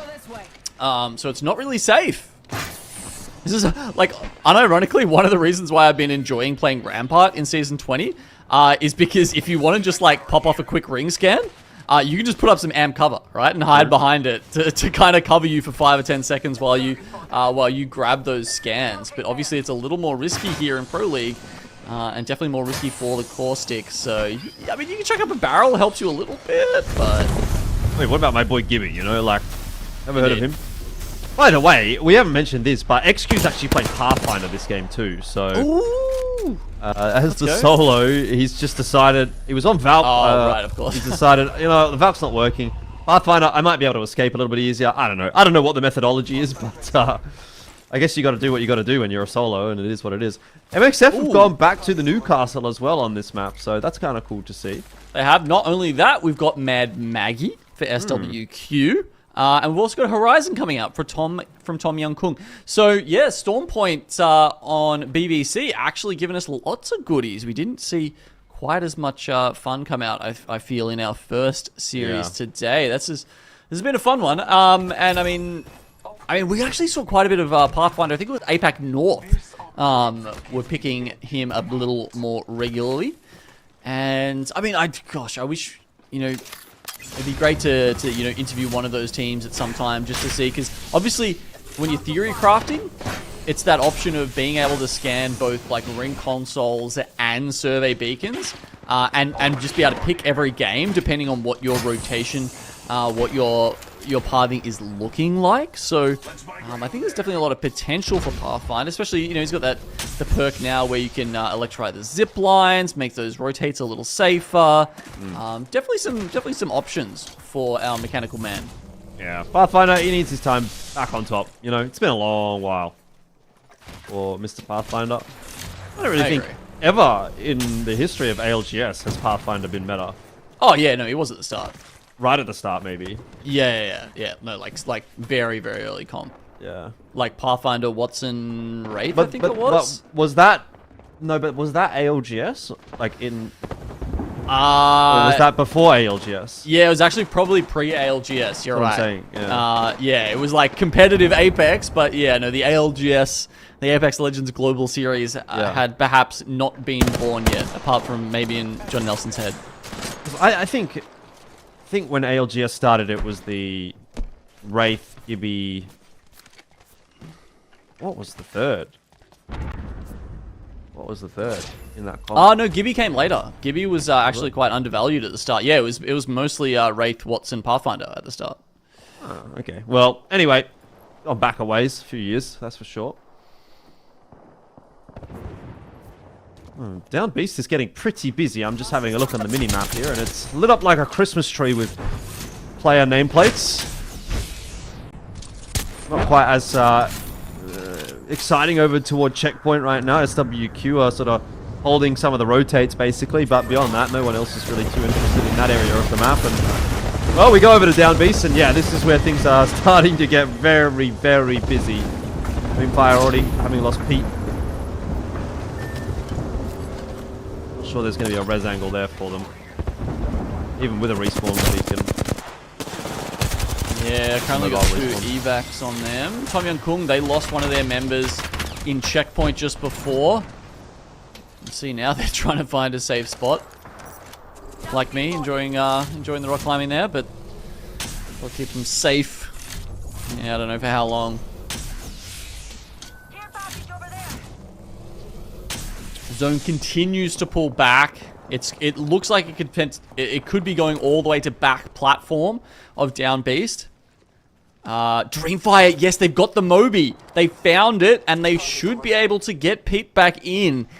Oh my god, that's huge for them, because they have such a fantastic spot to play from. As long as they don't get pushed, and again, it's not the kind of position I think that's really going to get pushed. No one wants to give up their control of high ground or a building point, so it should actually be okay. Final start, having a look into the bunker here, and very nearly losing tree cleaner, but he's able to fight back, bounce back, Fussy down.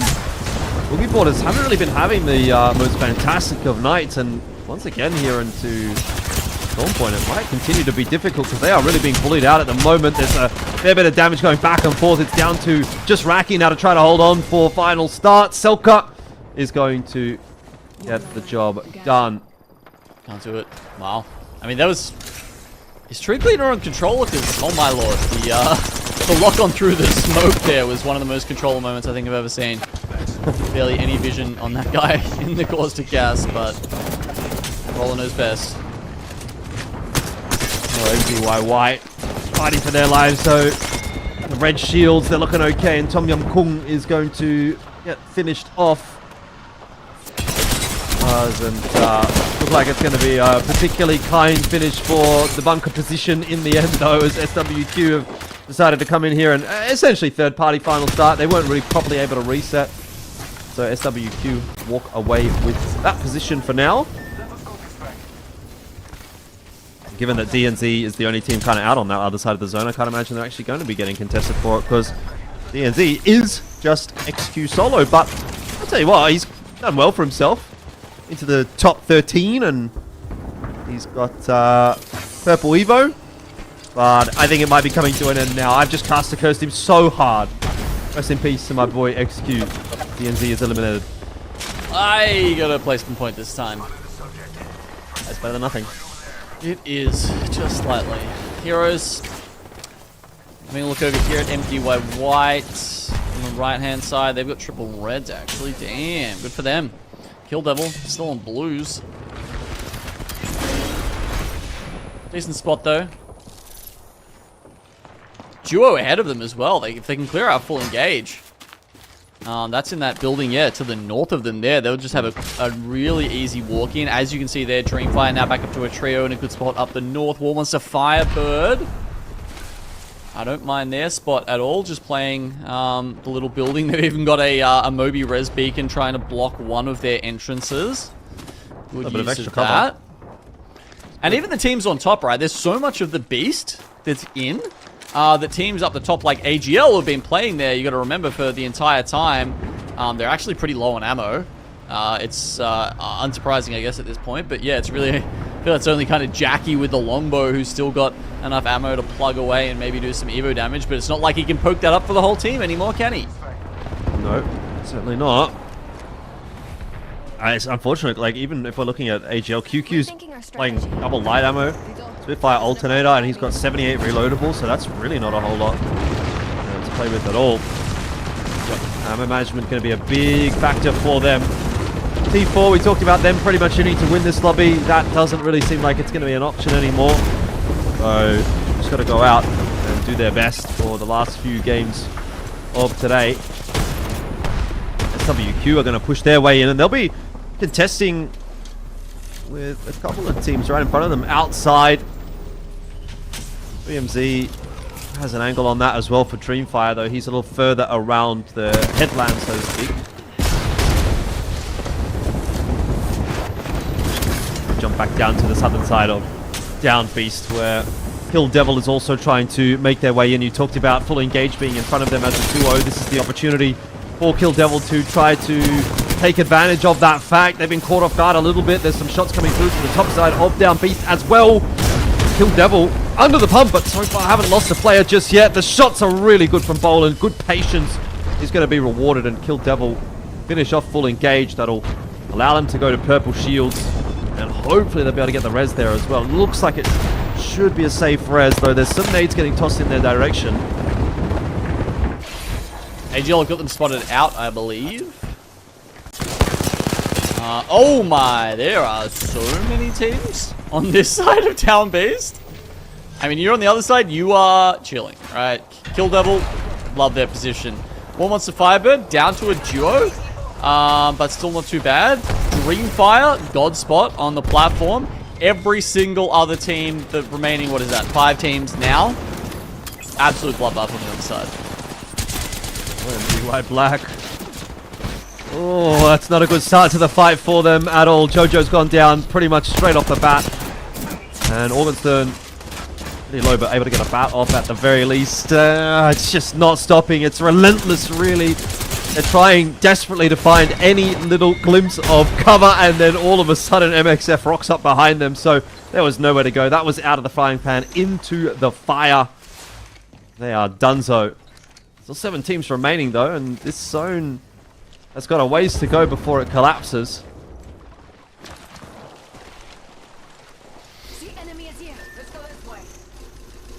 Okay, zone now closing. A lot of those teams have actually managed to sort out what's going on there. One was the Firebird. Unfortunately, you know, they wanted it as cover, but they're going to have to actually use it in the end. A lot of the teams making their way underneath through the bottom of the Down Beast right now. But that just opens them up to angles from DreamFire, and Roy grabbed 2 with a single clip from the Havoc. Pete also popping off here with the Nemesis, and energy bullets just decimating everyone who walks in here from the eastern side. Well, into the final 5, and DreamFire have been doing a great job of just keeping themselves under the radar for the moment. This is now where they really have their opportunity to actually collect the points as teams are pushing their way in, and Obviously, you've got good cross shots, a great angle for DreamFire to play with. This is where they can really accelerate and kind of pop off. Boom. Yep, they just chuck the Caustic Colt goes into the building, and they're trying to finish off WMFireBird here. I think this is for the second time, basically, that they've sieged this building. They managed to do it, but MXF, they have managed to reset. They've only got 2 blues. A little bit of overshield here for the Newcastle, and then you got Jackie maybe trying to go for a double res. He's playing spoiler. He's really playing spoiler right there because he's actually gone in behind DreamFire, finished off Pete again straight away as soon as he got rezzed, and kind of opened the door up a little bit for MXF, though he's run straight into MXF, and he's kind of held MXF up, and the problem with that is that that's going to give DreamFire the time to reset, where otherwise MXF could have potentially waltzed their way into what might have ended up actually being a 3-on-2. Now, though, a bona fide 3-on-3, and they don't have height control. This is going to be a tough one to win. DreamFire looking strong to close it out. They were literally looting while DreamFire were getting about 300 health back on top of them. Might not matter. Can't find the shield swaps, though. Yeah, it's a 1-for-1 so far. A Siren has been knocked as well, though, so DreamFire looking okay. It's 3MZ to try to hold on to the final fight. He's down by half HP. The Newcastle wall's in there causing problems, and he missed the shot with the Mozambique. It's MXF that'll walk away. Anyway, we questioned the method, but you cannot question the results. They take their time, and in this time, Elfish patience does actually pay off. So, congrats there to MXF. I mean, you know, look, DreamFire is still very handily taking some big points there at the end of that one, Lace. I think actually in our intro video, there's a clip of DreamFire doing something very similar where they played exactly the same spot in Down Beast. It's a well-known routine for them. Yeah, you know, I thought Kill Devil had a nice little position there on the south side of Beast, but, you know, they had a tough rotate into the sights of DreamFire, who sort of just collected a few kills with the Nemesis, which, you know, is a gun I don't really see too much being used anymore, but it was just easy for them to sort of pick up those points. This was a bit of a tough fight here with Final Start, and I think it was Boogie Borders. You know, they had a tough time finding their feet in today's matches, getting knocked out quite early by Final Start. Yeah, it was a little tougher from them. I mean, it was a pretty close match there, that one, wasn't it? They only just lost out, but Boogie Borders, we know that they'll probably be back up and running before really anyone can worry about it. And they're sitting in such a good position in the overall standings as well that, you know, it kind of feels like they've never really been in doubt. Yeah, they don't have to worry too much indeed. You know, they could just be playing a little bit lower, just, you know, maybe in the top 10, and they'll still be able to take themselves to the regional final. But, yeah, DreamFire here in the MXF going toe-to-toe. I was literally sitting on the edge of my seat. It was so very close as, you know, they're going head-to-head here just to have the 1v1. I literally thought DreamFire was going to have it, but then MXF coming through, and they managed to get a couple of kills along the way. Yeah, MXF filled up a couple. I think DreamFire might have ended up with 10. So obviously they've done very well. They're going to be happy with that one. And yeah, I mean, look, DreamFire, they were one of the teams who did need to pick things up a little bit. I mean, you know, it was a shoddy start of the season for them, and doing better here and now will improve their chances of making that. I mean, they'll make the regional finals, but I mean, making LAN especially. But wow, that is a really close leaderboard here, Lace. I mean, not a lot of separation. You do not have a Legends Gaming just running away from it, running away with it here. Even Wonton Dumpling, you know, they're sitting up there at 37th, of course. Elfish kept saying, you know, they need a 6th or higher to finish out the group stages in the #1 spot. Looks like that's very much a possibility. Yeah, only 14 points difference between them and Legends Gaming. So if they just, you know, even sit in this third place as they have throughout these matches, then they'll take the lead there. But what a great match from MXF. You know, only, like we said, very close there, 1 point above AGL. But I feel like they just came out of nowhere, to be honest with you. We've had AGL sort of sit at the top for quite a bit. SWQ as well sitting at the top, and of course Wonton. But yeah, MXF just sort of taking that top position. It can always be quite a change for our teams coming over to Storm Point, and, you know, some flourish and some don't. But it's really good to see some of these lower teams sort of making their way up to the top. But an excellent job by DreamFire as well. Like we said, it's very close. Like, it's only a point difference from most of, you know, 1st to 10th. Yeah, it's a really close lobby here at Lace. It just makes it an exciting one. So really keen to see how these last 2 maps play out and who ends up on top. That's it. So our poor pros have been thrown into the deep end. We're going to head for a short break here, and we will see you shortly.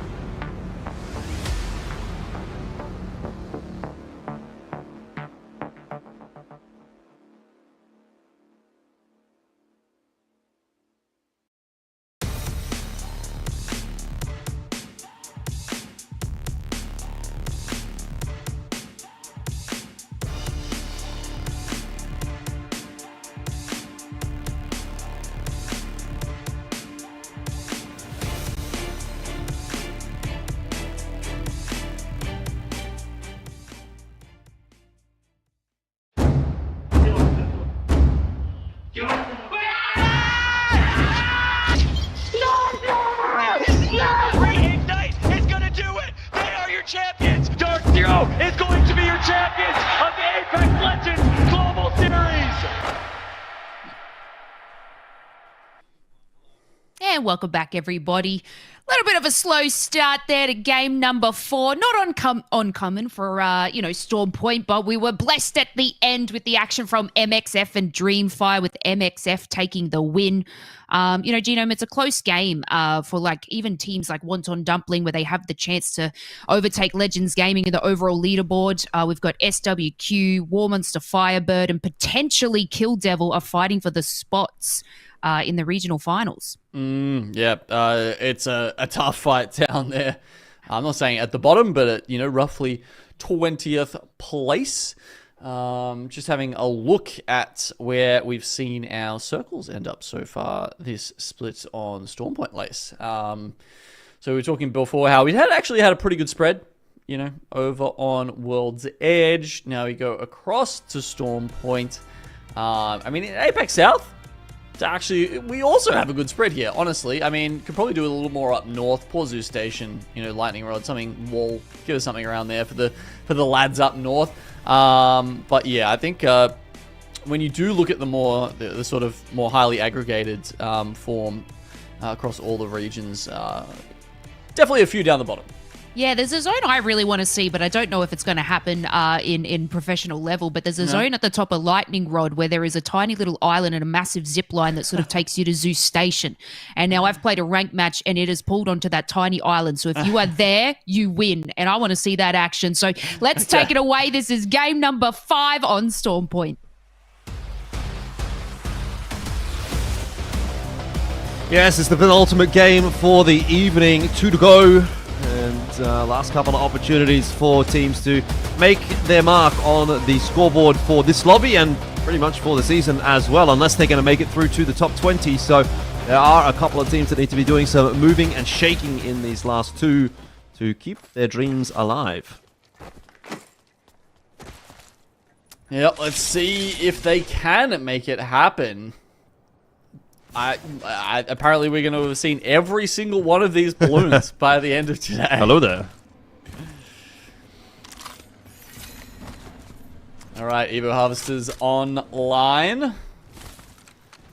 And we're looking at MXF down here. What do they get as far as Evo Harvesters go? Not a lot, actually.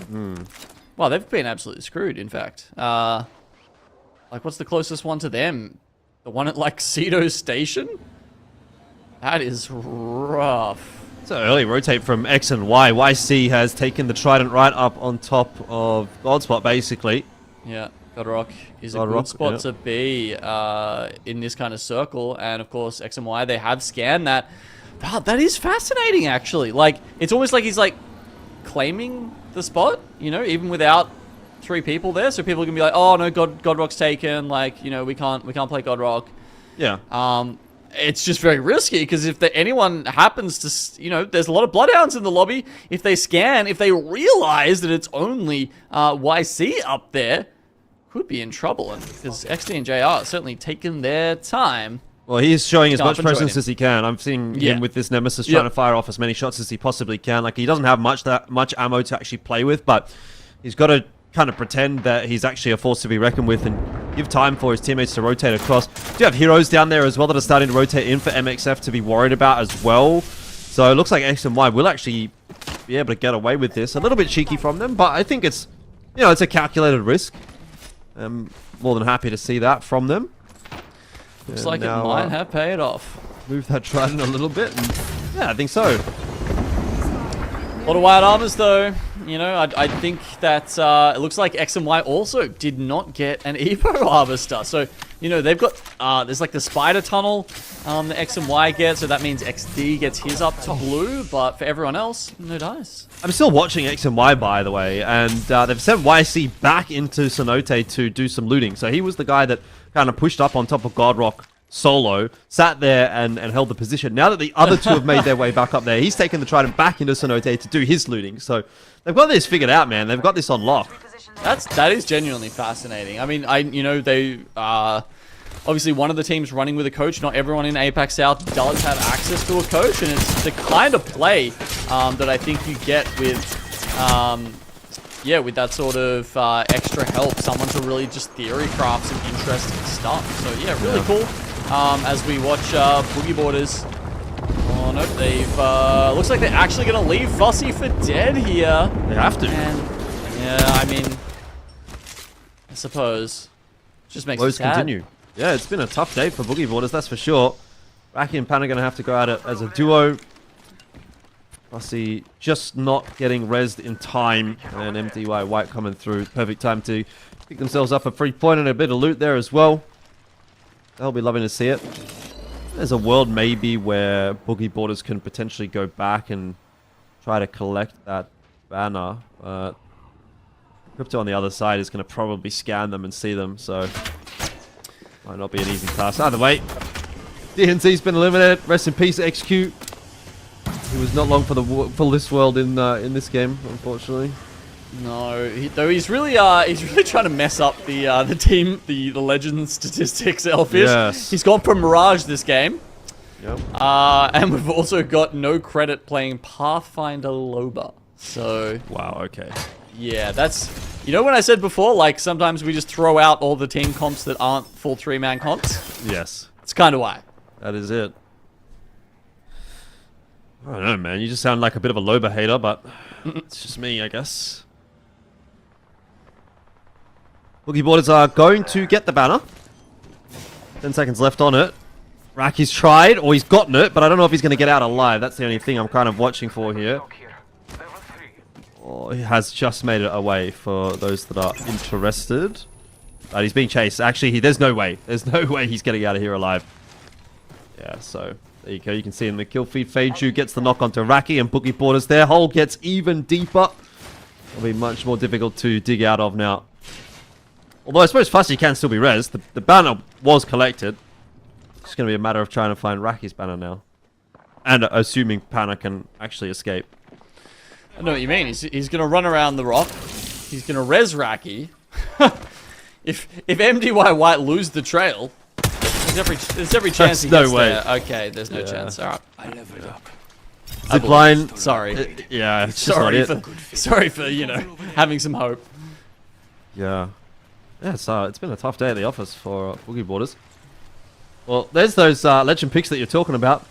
The Newcastle pick is actually not a troll, though. We've seen that pretty consistently from MXF every single game that they've played on Stormpoint today, which this will now be their 5th. Yep. I think we've seen some decent stuff from it as well. Like, it hasn't been an awful pick. I mean, we asked earlier on where the perks were at with Newcastle. Hadn't made it to level 3 yet, unfortunately, so we're not sure which one he's going there. I imagine it's probably going to be Stronghold. But yeah, he started off with Thick Shield. And that Thick Shield, Thick with the 2 Cs. Yeah, exactly. That's what I'm saying. That's what I was trying to imply with my tone. I'm glad you got that. It was the plus 250 HP for both sections, I believe it is, of the mobile shield. It's a nice little one. And then, yeah, I think they'll...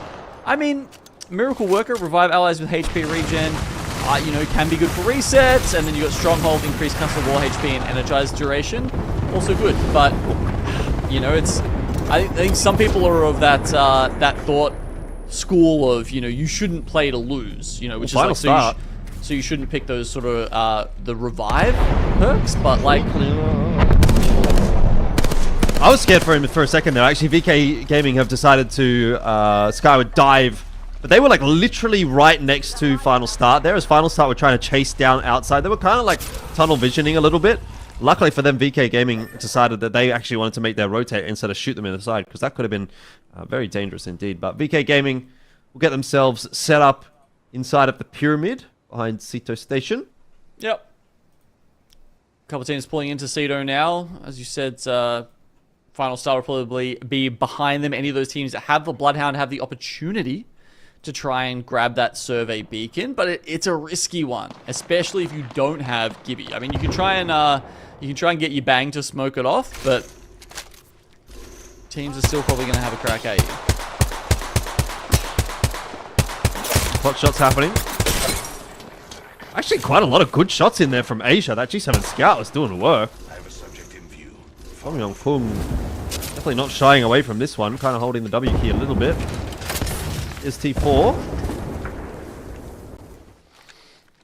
outside. They actually did manage to get that scan off over at Cedo Station, so very good info for their next rotation. Super valuable.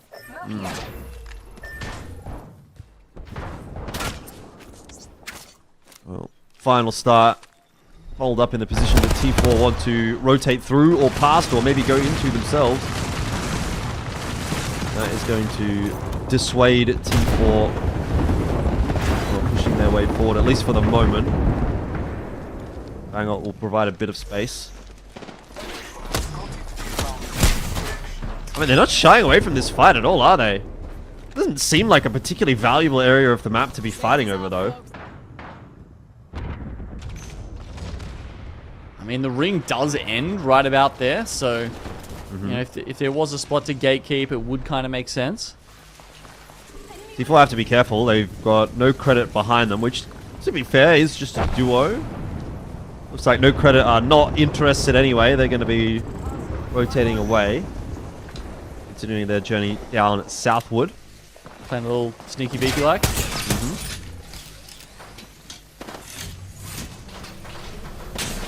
Not too much for T4 to really do here. I don't know that they're going to achieve a whole lot. Phoenix was knocked. KAKKOII turning our attention in their direction. They are having to hide from those bow shots that are coming through. It's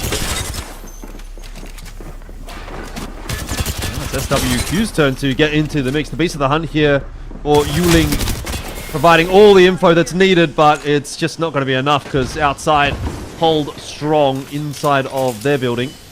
Trying to push into the caustic building. Yeah, look, that's going to be a tough one. You've got the drills, but if time is not on your side, I think advantage goes to the caustic team there.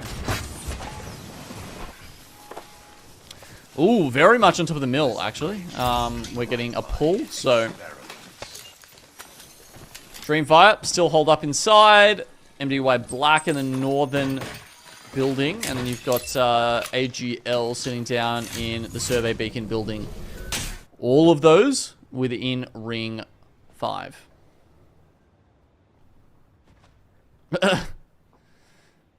Con is actually just pulling the med kit. He's got Savior in front of him and Cheeky behind him, by the way. Cheeky's actually just been taken out by Final Start on the backside, so this means Savior gets the chance to have the 1v1 at the very least. But he knows that there's another team about to wrap him because they've taken down Cheeky, so he's just got to try and get out. See, this is interesting, right? Savior actually picked both of the Burglar's Best Friend, like the bracelet tactical upgrades. Because obviously he knows he's probably going to have to try and, you know, just get him out there. Yeah, that's an interesting one. Probably if you were playing with a full team, you wouldn't be choosing those upgrades. But again, he's just got to play to the only option he's got available to him here. Yeah, it do be like that sometimes, I guess. What can you do? MDY-WHITE focusing on getting the revive at the moment. Caustic back up in action. Red armor, all good in the hood. And final start. 3 sets of red as well, so this is a pretty decent start to their campaign in the 5th game of the second lobby. Looking for an aerial rotate. Beast of the Hunt in play as well, so lots of info available for Tree Cleaner. Doesn't spot anyone, so decides this is going to be the position that we're going to send it into. Up on top of Godrock. Still another team to focus on. That is causing a couple of problems. It's MXF that's up there. Not a bad spot for MXF to be, actually. They've got the Newcastle, they've got the Wonton, so they've got some of that cover that they can set up. Zone is going to push them off soon. I mean, they're still on double white. Yeah, it's weird, isn't it? I mean, you've got red, purple here, and then MXF still looking for that damage. Yeah, looking pretty dire potentially for them in the long term, but for now it's VK Gaming that we have to worry about, and they are going to be able to get this res. The team hanging around above them. But seems like they're going to coexist for the moment at least. Mill finish. Love a good mill finish. It's another one of those zones that finishes with A lot of verticality involved. A lot of nooks and crannies. The mill can kind of hold a lot of teams in it. You can have a team inside, you can have a team or two on top, and you got multiple rooms actually inside of that final ring that will also still be in play. So might actually have quite the explosive finish. Yeah, package comes in. Who's going to be the Bangalore man enough to go down and grab that? Who's going to be brave? AGL just before used their crypto and popped survey beacon. Sorry, no they didn't. Someone did. Someone with a crypto drone went for that. Just about the right time. Now we're seeing the evac towers go up and people have to make those decisions. Ah, it was MDY-WHITE. That makes sense, actually. They've gone up, but then they've gone straight back down. Like, it's not even barely worth the rotate on the balloon, but it's alright. They're actually still all alive, so not... Again, you can question the method, you can't question the result for MDY. The thing is, I think they're looking for an opening to actually make their proper rotate, and this is going to be it, as the zone really does now force them to go across. X and Y are going to try to defend their pocket of safety inside of the mill, but they're going to have to reset first. Bats are on offer. Pretty good.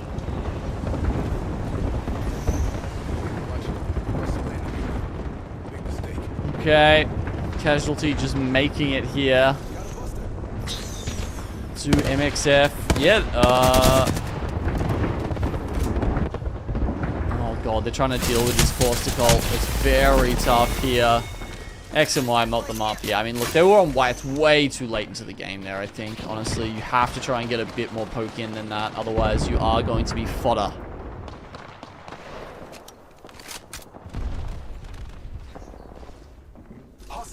Not so the case for final start.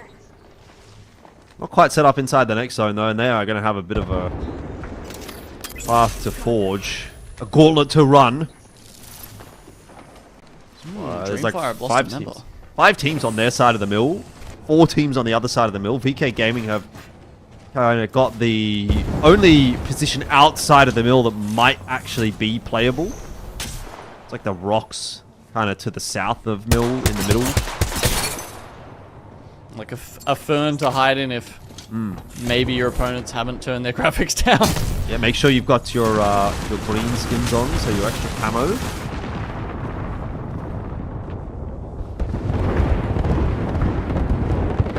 AGL sitting on the other side of the rock. No evacs available to them, though. Yeah. But they have a Gibby. True. And they have a Trident. Makes everything better. Oh my god, they're actually gone.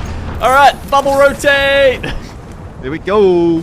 Oh, you just saw it for a second there on the screen. Oh my god! Oh my god! Where are they going? Oh, well, they're going to have to fight for it now. I don't even know. They're in the thick of things. Tom Yum Kung. Piece of the Hunt's going to be popped, and that is a lot of damage coming down from Ziki, who's doing everything he can. It was fun while it lasted for AGL, but it didn't last very long. I love it. The boost at the right time to get on top of the mill was brilliant. Sometimes you just got to send. Just got to send. NoCredit managed a 9th, which is not too shabby as a duo. Look at that. Look at that Trident. It's looking delicious. Surely somebody's got to get in that and drive it somewhere. I mean, it's perfect cover on the roof. Like, that's... Wow. But Prowler's doing some work right now for Pete God. Wonton Dumpling sitting in 3rd overall for the lobby. That's more than enough to take first for the season. They're going to continue to fight for more. I mean, I don't know what the Trident's made out of, but you can't get a bullet through it, so it's worth its weight in gold in these end circles. Damn. Shots from XD. RE45. What do you reckon? You a fan of the RE45? I am enjoying it. I like, especially in Bangalore meta. You know, assuming of course you have the hammer points on it. Without the hammer points, not so great. But yeah, the fact that you can chuck a digi on it and put some hammer points as well, yes, I think it's good. I don't think it's overtuned by any means. Just getting respawn in the middle of this as well. There was an EMP that landed right on top of that respawn at 2. MDY-WHITE, big spray with the alternator. Isn't quite going to be enough to finish things off. Asia and Dexter running into some problems, so Tom Yum Kung we might see exiting the field fairly shortly. But I like this so far from MDY-WHITE. Ziki's holding on, but not for long, and that is the end of Tom Yum Kung. MDY Black actually didn't know he was there. Almost lined them up with the Arc Star stick. There's a little bit of griefing coming through there. Still got the 5 teams alive. Late stages now as the ring is just going to continue to close on in, and there's like 5,000 Bangalore ultis at the same time. Oh, it's just X it's and like Y! X and Y just got entirely cleaned up by Bang ults, I'm pretty sure. They got carpet bombed. Like, there was no other way around it. They just got absolutely... But there was nowhere they could go. They just could not go anywhere. The Blitzkrieg. They do be like it. Well, MDY Black inside of the mill. They're going to have to go. Morgenstern hoping desperately to get that med off, and will. And here's the push. First player down. It's Beiju. He's going to have to be the sacrificial lamb, and Wonton Dumpling. Oh, they've set up the crossfire. There's just no getting past that. 3 squads remain, but Wonton Dumpling looking very healthy indeed. Jackie Chan starting to take some damage, but it's not going to matter. Wonton Dumpling, way too strong, way too solid. Full sets of reds. They get it done. And, you know, they were in 3rd place. Winning this probably sets them up to, look to A, win the lobby, and B, look to win the group stages. Yeah. I think they've already pretty much won the group stages with the performance they've put in today so far. But obviously, it's about crossing your T's, dotting your I's. And I know someone that loves the alphabet. That's you. That's me. We love that. We love spelling. And speaking of some alphabets, you know, we saw, was it a bird? Was it a plane? No, it was AGL flying on a trident, leaving, you know, some nice cover there for Tom Yum Kung right at the end. But unfortunately, you know, being swung there, I think it was by MDY Black. You know, I had high hopes for DreamFire. It was another nice zone call for them, you know, coming straight to their landing spot. But unfortunately, they got bullied out and being down for a joy for a little while there. But again, Elfish, a massive game from Wonton Dumpling. We've obviously touched on it a fair few times. You know, they are very high up in the leaderboard, but, you know, they want to get these wins. They want to take some more points because this can push them over the top of Legends Gaming.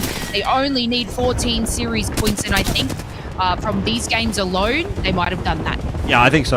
But there you go. This is exactly what you're talking about with AGL. You just see that bubble flying over the top of the mill. It's not something you'll see every day. See it and weep, really.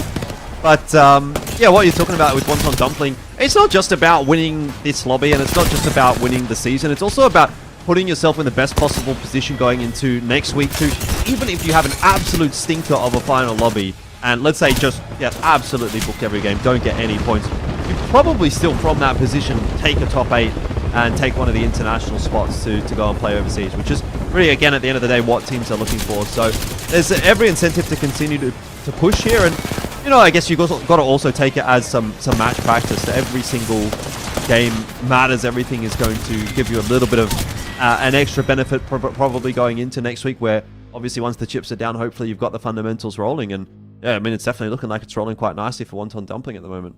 Exactly, huge there. Total of 60 points. You know, is that a kill points? Is that 28 for them? And that is absolutely insane. You know, we're so used to them sort of steamrolling and taking out a lot of kill points, but I feel like that is exceptional. It's one of our highest kill points of this week, and I think maybe even overall. But you know, they're no shy to a fight. If they have a chance to third party, they will definitely be there. We have noticed that they're playing a little bit more smart. Sometimes they steamroll too hard and it costs them, you know, the win. So you know, we see them sit about 5th, 4th, etc. But yeah, this time round they were not stopping. But another great performance there by AGL. You know, like we said, we haven't seen too much of them, but this week alone, they've definitely solidified, you know, those top kind of spots. 47 points for them. And again, MXF doing extremely well. Usually they were battling up with DreamFire, but to have them in 3rd, great stuff. And there's the flying trident we love to see. This was a full send as well. That's like a ramp, you know. I don't know if you were like kind of like a sick lad as a kid, you know, but I used to make some ramps in the front yard with my scooter, and that's exactly what they looked like, and that's exactly what I looked like as well. I was that trident, but in a 6-year-old kid's body. Absolutely. We were born in the same year, I'm pretty sure. We didn't have a lot of things to, we didn't have a lot of gaming consoles to play inside. No. So we were making sick ramps, chalk, things on the road and doing whatever we can with our bicycles. I sure as hell made a couple of ramps and had some, I guess, bad outcomes, kind of like AGL did as well, where you just full send and it doesn't go your way. But you know what? Sometimes these teams have to make big risks just to sort of solidify themselves somewhere. It was a bit of a risk, and who was waiting on the other end? That was Tom Young-kun. And then, they had some nice little cover there on the top of Mill. Yeah, we sort of mentioned they had a bit of a difficult spot to play from, so you kind of have to just play that risk versus reward, and unfortunately not much you can do but send it. Exactly right, and that was just our game number 5. We're going to take ourselves a little short break. I hope you enjoyed the action thus far, and we will see you shortly.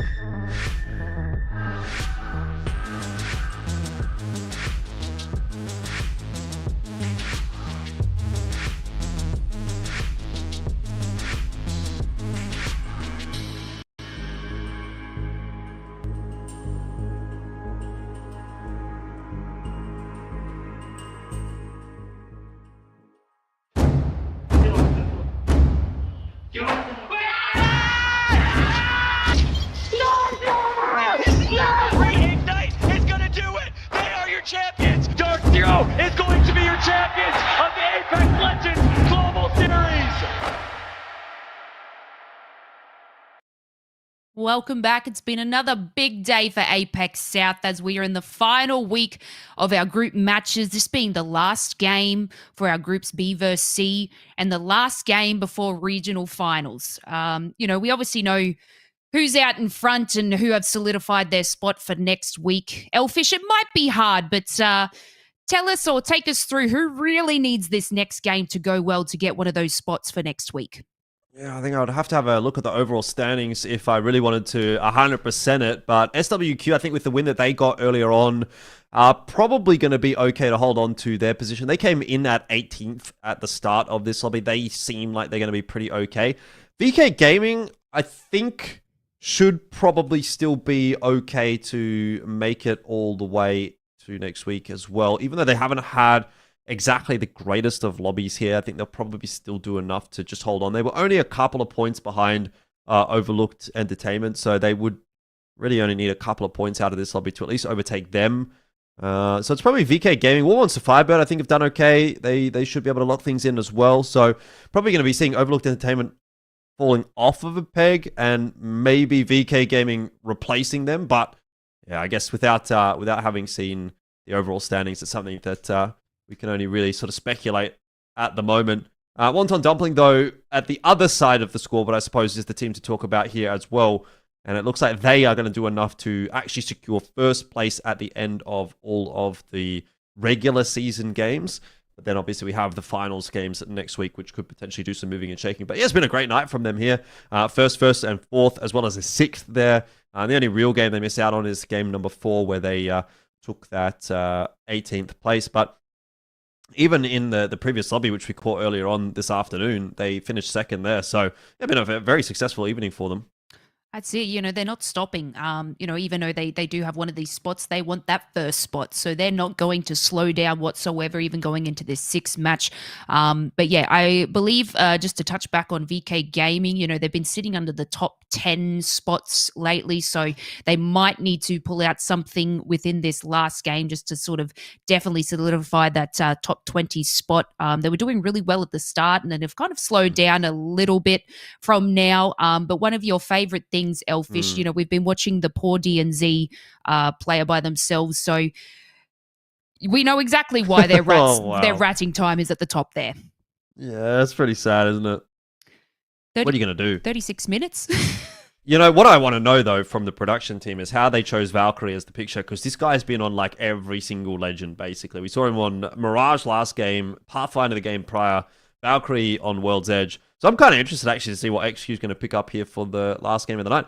You want to make a bet? What do you reckon it's going to be? I don't know. I feel like did Pathfinder went maybe a little bit better for them, or did they get knocked out quick? I can't remember. No, but I know Pathfinder went a bit better, yeah. Yeah, I feel like them playing Valk, they got found incredibly quick. So I think maybe we might even see a Pathy again. Like, you just need that character to be able to launch your way from the squad. I also wanted to touch on their Savior, you know, being a part of a duo and then going down to a solo, but still managing to collect a kill point, I think, from one of the teams rotating around one of the rocks there close to Barometer. So, you know, seeing that sort of play, you know, Saviour's doing extremely well, not only ratting, but also collecting a couple of kill points along the way, being one of our duos competing today. So excellent job by Savior. Yeah, indeed. Look, I tell you what, I guess we've got a bit of time to talk about things for the moment. Apparently it was an Octane. So, okay, I'm incredibly happy about that because I am a Jumpy Boy main, so this is just blessing for my heart. Did they change it? Please change it back if you can hear me, universe. I need more Octanes. Look, Octane's kind of useless throughout a lot of these matches, but you know what? Hopefully they can have a little bit of fun.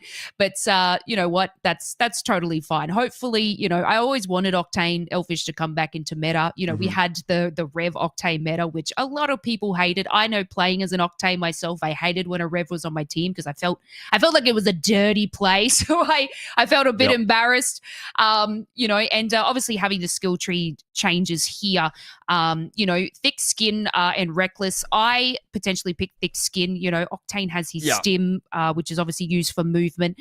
Taking less stim damage is kind of crucial for this type of character. You know, taking less explosive damage as an Octane, you shouldn't really be in that vicinity anyway. You know, and having the stim, you usually be able to avoid nades easier than other characters. So I personally pick Thick Skin. So that's kind of good. And then you know, you've got Airborne Agility, which is just changing direction on the jump pad. But you know, most M&K players could tap strafe anyway. So having Mad Hops, which gives you a jump pad, is probably the crucial pick when you're playing Octane. But you know, you're not going to see any of these pros play this character. Just me. Yeah. Well, I was going to say, I tend to agree with you. I mean, I think in particular the stim, like, there's almost no argument really to be made as to why would you want to take 25% less damage from nades. Like, think about over the course of the game how much damage you're going to be taking from the stim rather than the nades. It's just like a no-brainer. Yeah. Almost. So we're just going to cut you off there. We're going to take a short little break while all these teams get ready for our final match.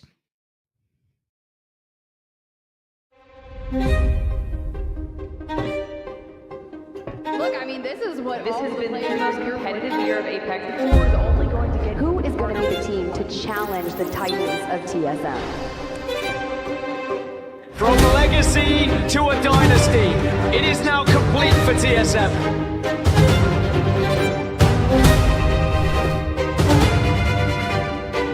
TSM up in the skies, house look down from the heavens!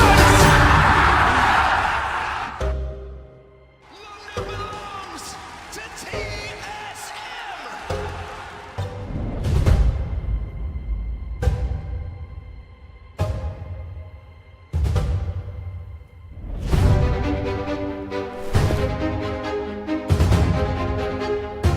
But Dark Zero are losing, they're taking damage, but no! Here comes Zero! Zero! The captain! The icon of his Dark Zero are your champions! I think we're starting to see a bit of a rivalry develop in Apex Legends as these trophies just keep going back and forth. Dark Zero, TSM, it's always one of those two teams. Unbelievable final we've had here today. Horrifying wall and eliminating TSM as the first team to go in the log and fourth. Optic Gaming might be about to break records! Dropped! Tries to move in to clean up the pieces! Optic will fall! TSM are your Game 6 champions! And TSM! This is going to be SAF versus TSM in the final fight. A chance for legacy to become a dynasty with a hostile takeover! TSM are your champions! Do you fear me, pilot? I don't fear anything. Can you say the same?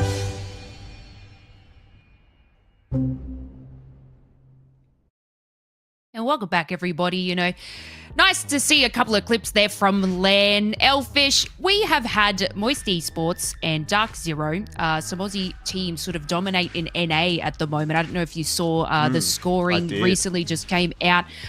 You know, and we've obviously got some exceptional teams here in APAC-South. Our region is crazy. We obviously don't know where LAN is, but what do you think about bringing LAN to Down Under?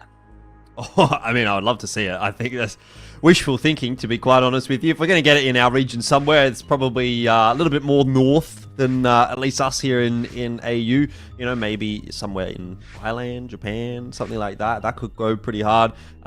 Korea maybe as well. I've seen a lot of players from Korea as well. So some food for thought. I don't know if there's anyone watching that could potentially influence those decisions. So I mean, look, to be fair, it would be great to have an event in AU, but I think there's a couple of regions that probably do. It's because our internet sucks, isn't it? That's why you say, you know, we got the we invented Wi-Fi, but our internet's terrible. Tell you what, it's a long way to travel. I don't know how much you've traveled, but every time we get players from overseas coming to Australia, they always say, "Oh, it's so far." Like, mate, that's like literally every day for me. You know, like if I have to step on a plane, I'm there for 12 hours at least. So I don't know what you guys are complaining about with your 5-hour transfer between one European country to another European country. It's not fair. Anyway, besides the point, I'm getting a little bit. That's it. You know, I've done the London trip, and it's like a 24-hour journey for us. So, you know, having land there twice has been kind of crazy for us. But, you know, yeah, I would love something in Japan, you know, as we have no idea where it's going to be. But I feel like Japan, you know, just having I think it was the Apex Festival recently, you know, and just seeing the crowd there and the way that they actually have everything set up, even the cosplays and stuff. I don't know if you checked them out, but it was really nice to see even the B stream go over there. But I feel like, you know, having it in Japan, especially for APAC North and APAC South, you know, we've always had to travel so far, would be awesome. You know, a lot of our teams are hitting, you know, the tops of the leaderboards. So give us a piece of the pie and bring it over this side. Yeah, indeed. Oh, look, it'd be lovely to see. It would be, definitely. But it's going to be a case of what can you possibly do, you know, right? There's like a lot of, what's the word? It's getting late. I'm running out of words.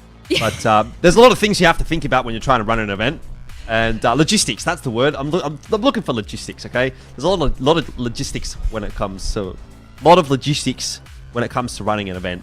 And so I think getting one in AU might be a few years down the track, let's just say that. Yeah, and welcome back, G Gnome. How you doing there? You know, it's been a big day for us to get into the little kissy face, you know. You've got to do this, and then you've got to do a whole nother lot of casting for NA. You know, we were just discussing how a lot of NA teams have just been absolutely obliterated by some of our Aussie teams, okay? But how are you feeling going into match number 6? match number 6, mate. I've got 6 more hours. Not even, actually. It's probably like another, 12, 15. I don't know, man. It's, I love Apex. There's a lot of Apex happening. What I'd like to see something out of Game 6. Sure, yeah, I'd like to see the first bonus point in APAC-South. So if Wonton Dumpling, I don't think they can get the 50 points ahead, but they can get the 3 wins. So if they take it out dub here, that is a bonus point for Wonton Dumplings. And I was asking someone earlier today, I don't think, for confirmation, I don't think we've had a bonus point so far. I don't think so. Yeah, no, I don't actually feel like we had, but, even that bonus point, they're still going to solidify that win, but yeah, we always want extra, right? We want these little things to pop up here, but yeah, having a look at going into the bonus points, like you said, they're not probably going to get the 50 points ahead, from another team being in first place, but yeah, they having the first, 2 wins, sorry, they do have the potential to win this match as well, and then, yeah, be rewarded that bonus split point. I think the way they've been playing today as well, you can say there's every opportunity that they might actually win that final game. They were pretty consistent in the previous lobby, the A and C lobby, and they've done pretty well so far in this lobby. I guess, right, two games out of 4, or 2 games out of 5 is a pretty good shout, so pretty happy with that. And then they got themselves 1 win in the previous lobby as well, so how many games have they even played today? 6, 11, they've won 3 out of 11. It's not a bad conversion rate. Yeah, exactly. I don't know if you could take us through the split points. So obviously, it's about 25 for first, and then so on and so forth. So we were sort of looking at VK Gaming. They're sitting in about 15th place at the moment, and they're needing to just get like a couple of points there to push them over the top 20, I believe. So what does that convert into split points? If you can riddle the math for me. 5 for 15th. Yeah, so I mean, it depends on how some of these other teams above them go, right? Like WMFireBird, SWQ, that sort of stuff. But Overlook, they've already, I think, would have done enough to get past Overlook, which, that bumps them up into 20th place. So then it becomes a question of like, where does NoCredit come? Obviously, they're playing as a duo today. Seems pretty unlikely that they'll make it in. They're probably just hoping that they don't get into relegation territory. So if they stay 21, 22nd, you're safe from that. And then you've got other teams like DNZ below them. DNZ apparently just playing with their analyst today. Obviously, that's not much help. Full Engage, a duo below them. Final Start is probably and T4, like the teams below them, and they're like 15 to 20 points lower, right? So, there's actually a pretty damn good chance the VK Gaming make it in. Yeah, and if you have a look at this, What's in here, Elfish, why don't you take us through, the bit of the skill tree? Watson's quite a big pick on Storm Point. Yeah, I mean, it's actually kind of surprising to me that we've even got the 33-67 split for the level 2 Evo. Revive allies to 50 HP. I mean, that's, I guess, situationally useful, but I feel like the Falling Stars perk was the one that we expected pretty much everyone to be going towards. As far as for your level 3 Evo, it's pretty 50-50, and I guess that comes down to personal preference as to how you expect to be playing your positions. Are you feeling like you're in a position where you're going to have to maybe drop more alternator pylons, or do you think you're going to get more value out of the single one that you can place? So that potentially is a game-to-game kind of a base. That will change on a game-to-game basis, that level 3 Evo, but at least the level 2 I'm surprised to see. Yeah, and it was kind of cool to see the Falling Stars one being shown. I think you guys were saying there was a couple of teams playing a little bit of hot potato. You collect the Arc Stars from the gen and then sort of throw them back. So that was just simultaneously happening with Wonton. But I do feel like, selecting the recovery HP, generally Wonton will place the pylon down to deflect any incoming nades and get the res. So I am actually a little bit shocked those stats have less of the HP healing. Yeah, I think me too as well. Like, the effect that has on your economy as far as meds go is huge. And also just makes you more survivable, right? Like, I think back to that game in Survey Camp where we were following around Legends Gaming, and they were trying to get pylon up after pylon. And even just buying you like 5 or 10 seconds that they have to throw a few extra bullets into to try and get rid of your pylon, honestly makes a big difference. That could be the difference between a bang ult coming down and stunning your entire team and you guys staying alive. Yeah, exactly right. Obviously we're about to head into game number 6, just figuring out some stuff, but Well, you know what? I think I just nailed it on the head. Let's head into game number 6. I called it early. Let's take it away. This is the final match. Oh, thank God we've made it. It was a bit of a journey to get here, but we did make it into the final game, indeed, of the night. It is match number 6 of the B and C lobby. It's, of course, Storm Point, and it's the final opportunity for teams to get their extra points on the board before the final week begins. And that'll be next Sunday. So lots to think about, lots to mull over in the coming week, and hopefully lots of prac getting done in that week as well, because, I mean, when we get into that final lobby, 8 spots up for grabs. 8 spots. Not many of them will be decided. Some will, though. By the end of today, we will have most likely a couple of teams locked in for LAN. There's definitely some that are all but locked in at the moment, like Legends Gaming, Wonton Dumpling as well. Will probably be a mathematical certainty. Yep. Yeah, it usually gets to that point at the end of the season for a couple of teams, which is a nice reward for their hard work that they've put in. MDY-WHITE, big fan.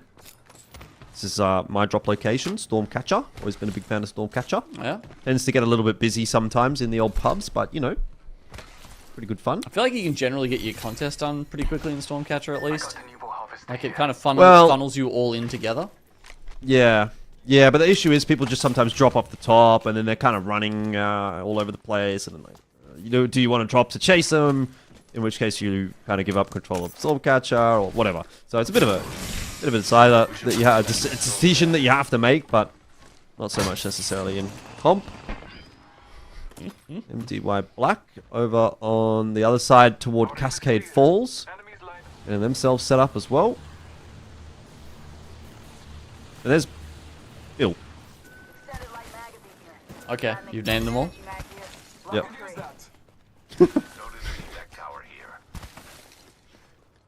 Observers are having fun tonight, aren't they? They are. We all are. We all are. Hope everyone in the audience is having fun too. We certainly are. Lace is now, because we've got an Octane on the field. How long is that going to last, though, I wonder? Perhaps not very long. Depends how fast he can go. I mean, honestly, like, as a solo trying to get away, like, getting mad hops and getting the second jump pad actually probably helps you quite a bit. Oh yeah, it could be worse. Definitely. Where's he random dropped? Oh, okay, he's gone. Actually, that's not a bad shot. He's gone up towards like the wall. I think he was looting like the little oranges to the west of Zoo Station, and there he comes past. Actually, grabs a few Evo harvesters on the way as well. So yeah, there's a chance. You're saying there's a chance? There's a chance. We'll engage as a duo. Not sure I'm really liking their chances. But guess you just got to keep on keeping on when you're in that kind of a situation. They are inside of the zone at the moment. The second zone shift will kind of fall in a similar capacity to one we saw earlier today, where it's like sort of half pylon, half sort of launch pad area. We're not sure exactly where it'll end up going. Yep. Oh, 2 Mad Maggies. Okay. BoogieBoard is sitting in 14th place right now. Uncharacteristic for them. Oh, speaking of Mad Maggie, we're going to get some Mad Maggie action straight off of the bat. Con immediately knocked. It will be a trade, though, onto SWQ, who are somewhat getting the better of this fight. Now it actually does come down to Donut on the Maggie. Arcstar's getting tossed on through. They're going to cause some problems. Flesh shots, and the shots are starting to miss. Donut choking a little bit under the pressure, but gets it done in the end. D4 by the skin of their teeth. They're going to survive. I don't know what that the hop was SWQ, mid-fight there, though. Jumping to like completely destroy your accuracy mid-spray. Not sure about that one. Panic or a fat finger, who knows? A little bit. Worked out anyway. The double arc stars to force him out behind the knockdown shield was nice though. We got the Horizon ulti toss on in here as well. Boogie Borders 14th place for this lobby. That seems really quite uncharacteristic, but has not been their night, and it seems that that may potentially continue here as well. They are doing a little better in this engagement though, and final start yeah, certainly bit off more than they can chew. Because it was Final Start that chose to start that fight. Alright, well, we got Kill Devil kind of pulling up on them, actually. So, Boogie Boarders, yeah, they should be able to get this med kit off, and then they will have reset in time. So that's nice. They'll be pulling up with the scan in just a second, though. They hear the noise and scan just to see what's going on. So both teams very much well aware of the situation. Now, all bowling through the window says that's the ticket.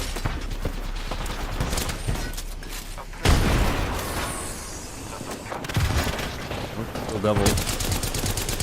Kind of needs to help Bolin out a little bit because he's kind of taking that fight on his own. Boogie Boarders, surely not. Surely it doesn't keep going like this. Nice movement, but Raki still on the chase is going to catch up. Needs a little bit of helping hand though because that health is getting relatively low for Raki. Fussy with a big spray. Gets one more and finishes it off as well. Boogie Boarders are really running the gauntlet this game, but they are getting the job done, at least at the moment. They're sick. They're tired of it. They need some points on the board. They want to play the game. And no one inting them is going to stop them here in Game 6. Well, I don't know. I mean, if they keep running into issues, then maybe. But yeah, I mean, this has been a good start, definitely. Gone from 14th to 9th in the space of 2 fights. Yeah. I mean, remember, it was a close lobby, right? There's a lot of teams, you know, not that far ahead of them. You got Warmaster Fire, but actually, no. Okay, maybe that was 2 games ago. Now there's a 10-point gap for them to jump 2 places. That's actually kind of rough. 10-point gap, though, is... I mean, it's achievable. It is. Big congregation of teams around Launchpad. I miss the Launchpad finishes. Don't feel like we get many of those anymore. Team up on that sniping platform always used to be fun to watch. Yeah.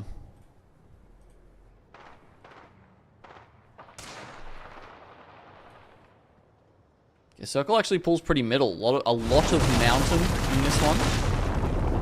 And I think, honestly, yeah, still the chance to probably pull back either way. More likely to Launchpad, though. Well, I think you might be surprised when you see where that next zone's going to go. Teams might be as well. X and Y struggling in this particular lobby. On the southern side of the zone, they've got actually a fair bit of free space in front of them to work. These southern zones, DreamFire like wrapping and just trying to clear out some teams because, you know, often you'll get zones that just pinch behind the mountains, and so you can't really run away. There's not a lot of lateral movement. You can push forward and fight, or you can go back. And they can really force people into these situations. So DreamFire looking to clean up down there as Heroes get cleaned up there by Johnny Kang. All sorts of problems for them, and DreamFire are causing all sorts of problems as well for MXF, who I believe are down to just 1 player left. And that is Artorius, who is running away. So that's a small win for DreamFire already. Well on his way. KAKKOII. I mean, 15th place might actually be enough to get them inside of the top 20, but they'd want to be doing a little better than that just to ensure things.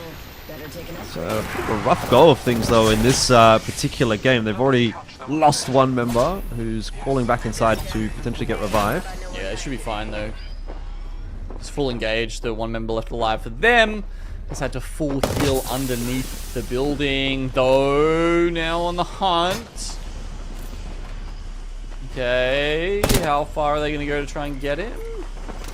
Oh, he's getting crossfired. He's done for. Absolutely done for.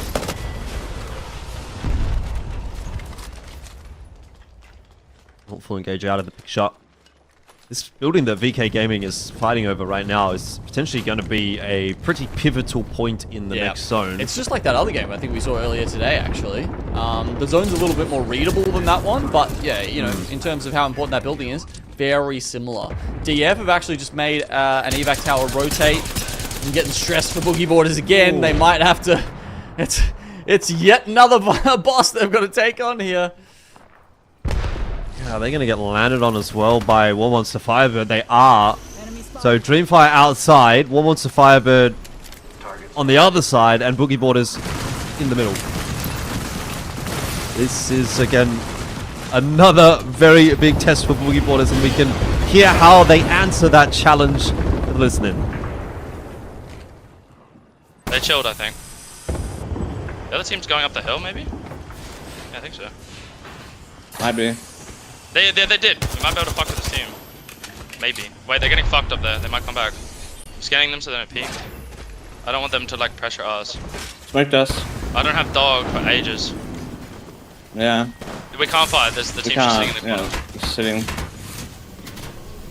Where does this go? Should we just go up the hill? Almost cracked blood. Nice. They're gonna pull us out, or does it keep pulling back? You just pull it out. Alright, hopefully. Otherwise we're kind of fucked. It's fine. Where's I this fucking team care. I saw out there. It's fucking 14 round, yeah. Unless that's just a solo up on the hill. No, it's a whole squad. There's the team that ran up from the right. You're seeing 2 out there. No, it was the other ones were on the left, unless they try to keep moving. There's one guy up there. The one on the left. I think it's not one team. Yeah, no, it should be. They're just, I don't know what they're doing right now. They maybe slid down. They're not in scan range right now. Okay. Can we maybe, how many nades we got? Almost good. I have none. Smoking. I have a few. I don't have dogs still. I have ult and 10%.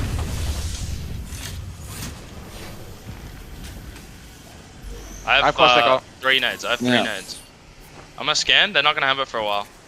I'm 85 to dog. I'm peeking out the back to make sure. Yeah. Someone's probably gonna walk up behind them. Yeah, no, but I want to see if I can get rid of them. I can nade spam if you want to. I can coast the call. Do you want to? Or no? I mean, we get thirded instantly, do we not? Like, we don't have to the int team's it. I'm just sitting using there. util. We don't And then we won't have core score Okay. around age. Child Like, there's rifle. still a team behind them, so like, they have to care about the team behind them, and then we ult spam them when they fucking look back way. Get some more traps now. Backwards. Evac, by the way, from somewhere. I'm not sure where. Kind of scared of getting charged up there.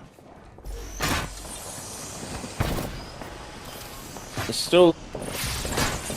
Oh, interesting calls there. We're actually sort of like, you know, cheating and looking at the map while they're making all those calls. Not gonna lie, Fussy was getting a lot of stuff right, talking about where the zone's gonna pull, where those other teams around them had rotated to. So yeah, look, Fussy definitely got his finger on the pulse right now. We'll see if the team listens to him or not, though. Obviously, Raki's the IGL. You know, I think it was probably a good call from Raki to say hold off on the util for the moment. Wait for the zone to come in. I think that's probably a better time, you know, a higher percentage play in terms of getting some KP out of that util. I just want to check in with XQ from DNZ once again, our Octane superstar. Still alive, keeping himself healthy for the moment, hiding outside of the ring, trying to stay under the radar, but yeah, keeping in the game, which is kind of cool to see. Yeah, Boogie Borders trying to show a little bit more presence here with Fussy on the roof. He's actually the one that's going to be on the receiving end of some shots. AGL are also under the pump, and Jackie just getting sieged by the caustic gas will be finished off. Now it's time for Boogie Borders to come alive once again, and can they run through the gauntlet another time already? Raki on the floor. WMFireBird, though, quickly finished off, and so that should be a quick res attempt for Boogie Borders. They get the scan, which will show that no one's pushing in their direction. Wonton Dumpling with some big problems as well. They are going to get eliminated, so no bonus point tonight for them, but still a very successful campaign today. Yeah, absolutely sense there. XQ, no, he got scanned by the crypto drone. That's not fair. Oh, look, he picked up a placement point. Oh well, he's close to picking up another one as well. Boogie Borders, good reset from them there, as you said. Now they're pushing more, going for some kills. They've got the duo of NoCredit above them. That's a bit of a wild card, because they're winning this fight handily. But now, can they turn around and take out Savior and Cheeky? I think they might be able to. They've only got the blue armors to work with here, as NoCredit. Good damage being done on the climb, but it just won't be enough. As you mentioned, Boogie Borders pretty healthy with those shields, but another third party to come through here. It's Tom Young Kung, who are really only a duo. They're not really trying to commit to this fight. Perfect bang ult, Kind of though. just having a looking. The bang ult actually makes Tom Young Kung push back. Are they going to get the res off? They've got the gold knock. The evac is up. Fussy's up. Fussy is up. They're trying to run it in, but they have to run it in at half health and also beat Tom Young Kung. Almost an impossible task. Yeah, Panna's already been dropped. Raki and Fussy are going to be doing their best, but it just seems like a doomed task at this point in time. Look at what Raki has to deal with. He has come out of the zone right in front of a couple of Tom Young Kung members. Now it's all on to Fussy, who's kind of hiding out in the zone at the moment, but gets tagged up by a caustic barrel and finished off. That's the end of Boogie Borders. Tom Young Kung, for their own right, are going to get punished for that overzealousness toward the edge of the zone, because now that they move their way in, they also suffer the same fate, and it is just Asia left as the last man standing. That was a really poor play by them. I mean, they had every opportunity to pull back into zone and try and find a spot themselves, and they've just died for maybe 1 or 2 KP. I don't think it's worth it, honestly. Well, it's another one of those situations where you have to say you reap what you sow. And for Tom Young Kung, that might be the end of their night, more or less. I don't know that Asia's going to get too much more done as a solo. MDY-WHITE, speaking of, it's the end of theirs. DreamFire look like they might be able to finish strong here, though. They've got control of the building. Fairly healthy with 3 members alive, 2 sets of purple and a set of red.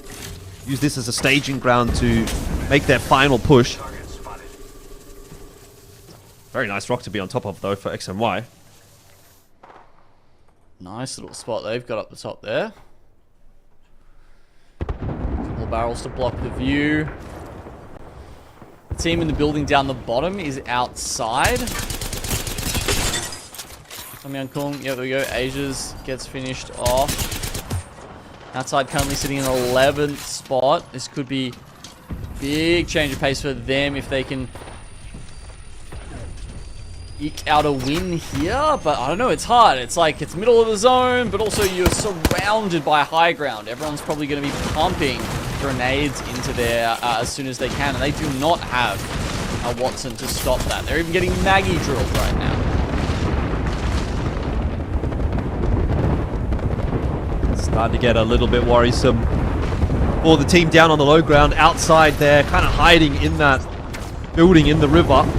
Really a building, it's more of a ruin, isn't it? Yeah. But as long as they kind of keep their heads down, they're going to be in a position that they'll be probably able to play the late game. But as soon as someone starts looking in their direction, then there isn't really that much cover to play with. Look at this. A Flow is literally using his VTOL jets to try and like fly up a meter into the roof to take less damage from arc stars. That's how grim the situation is down there. But look, as long as they can fill the space with caustic gas, barrels, whatever they need to, they might be able to dissuade other teams from coming in there. Because there's 3 teams just squashed up against each other up top, up the north side here, Elfish. You've got SWQ, you've got DreamFire, and then also VK Gaming. They're a little further down.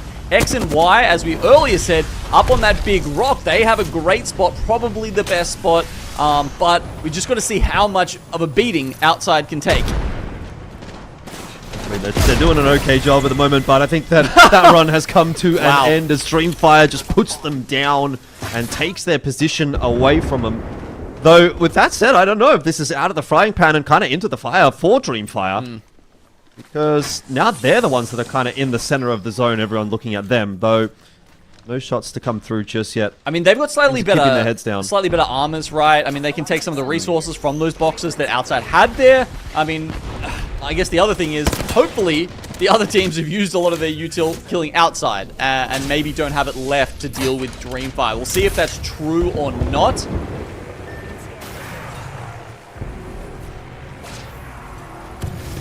Well, it's about to kick off in just a second. Zone is starting to push its way in. VK Gaming going to get pushed off of their high ground shortly. They want to do as much damage as they can before that, but it's X and Y that are really looking like the kings of the hill at the moment, standing tall and proud on top of the rock. There is just nothing that anyone can really do about it. Look at these free shots that they're getting. X and Y are having a fantastic time, and they are certainly going to be at least one of the top 2 teams in this game. It's just going to be about converting it. The game has given them every opportunity to finish with a win, and now it's on them to make sure that they can take that opportunity and run with it. Barely even rocks. There's pebbles that these teams are hiding behind in this final circle. Again and again. The Rolling Thunder gets dropped. Cells and bats being used to try and weather that storm. And X and My finally are going to get forced off their perch. Now things even up.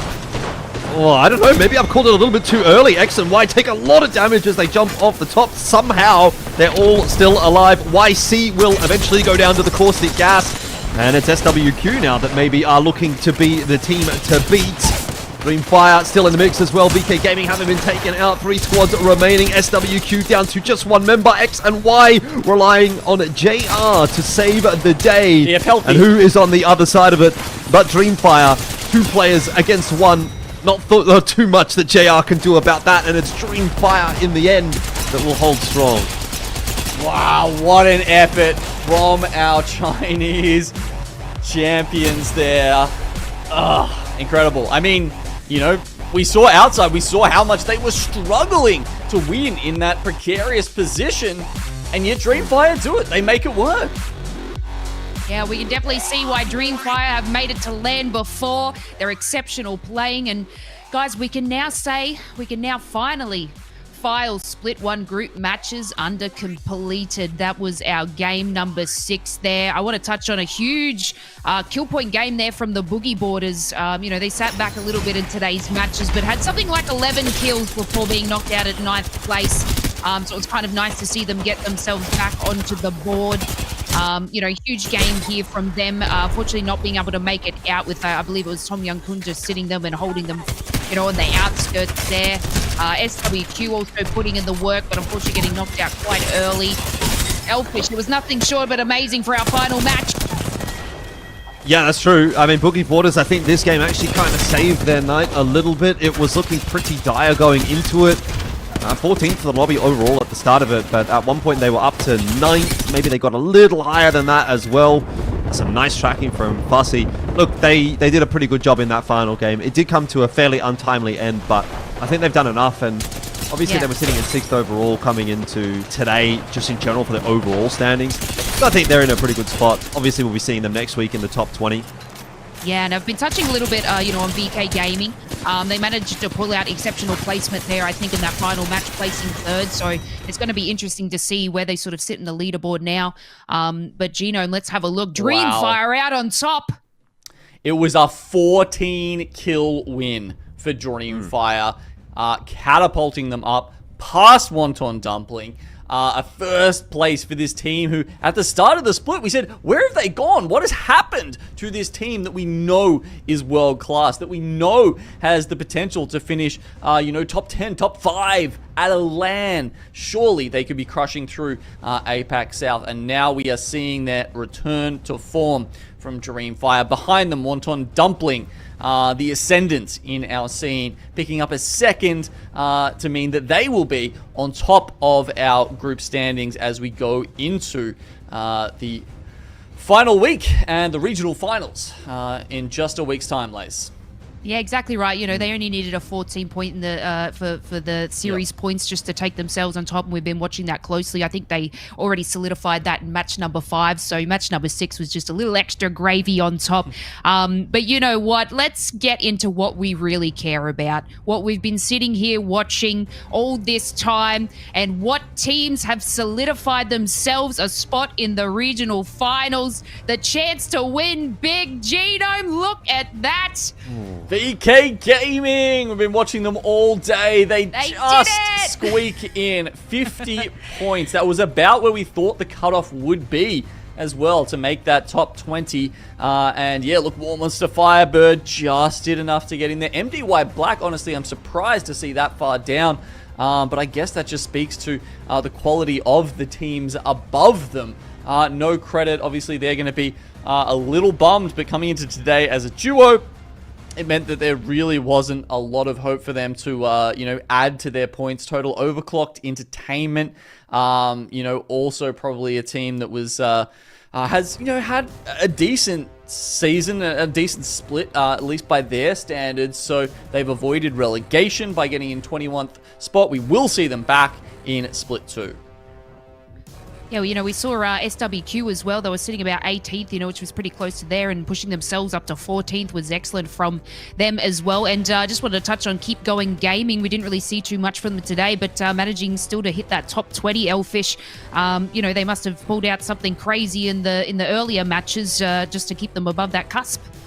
Yeah, just kind of hanging in there, which is kind of all you really have to do. I think getting into the top 20, you know, like obviously it's not the easiest thing to do, but in the grand scheme of things, 20 out of 30 are making it, so you've got more chances than not to make it through to that final lobby. But when we do get into that final lobby, I mean, what a stacked lobby that's going to be. It's going to be a very tough one to compete if you're maybe not quite 100%, so I want to be seeing everyone at their best. I think X and Y in particular was a little bit disappointing toward the back end of tonight. They'll be, I'm sure, working on that over the course of the week to try to come into the final lobby quite strong. But yeah, especially towards that top end, it's looking really quite competitive. So I've got no idea actually who's going to walk away with the win next week. But I guess that'll be a conversation that we do get into next Sunday. But yeah, it feels like there's quite a few teams actually that you could really throw your hat in the ring with. Do you have any early predictions, Gino, for next week? I know it might be tough, but, you know, I was hoping Boogie Boarders would have done some crazy stuff today, but I feel like they sat on the fence just a little bit. I don't know if it was intentionally or whatnot, and they picked it up in the end, but, you know, a lot of these, you know, we have a lot of passion for these Aussie teams, but, you know, Wonton, Dumpling and Legends Gaming just seem to be out in front. Yeah, they're doing well, but if you want to look at, like, say, first places, Lace, Boogie Boarders actually have the most so far this season. I think, actually, those three teams are probably head and shoulders above the rest at the moment. Wonton, Dumpling, Legends Gaming, Boogie Boarders looking extremely strong. If DreamFire are performing to that level again, maybe you can include them in that conversation. And also Tom Young Kung, I think if they're playing at their best, will you know, push up and compete with some of those guys as well. So they're definitely, you know, 5 teams that I am, you know, very much expecting to make it overseas, to make it into that top 8, to make it to LAN. Yeah, and Team Burger as well. You know, I've spoken about them a lot.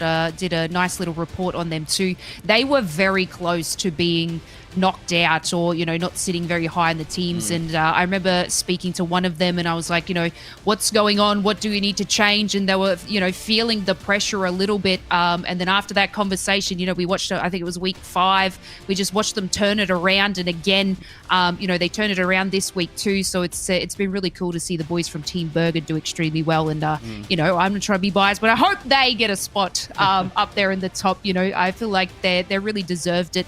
But, you know, we've just had Season 20 happen for Apex Legends. Our professional teams have just had a lot coming for them. Not only, you know, they've got the prize pool, they've got the regional finals next week. They've just had entire changes to Apex.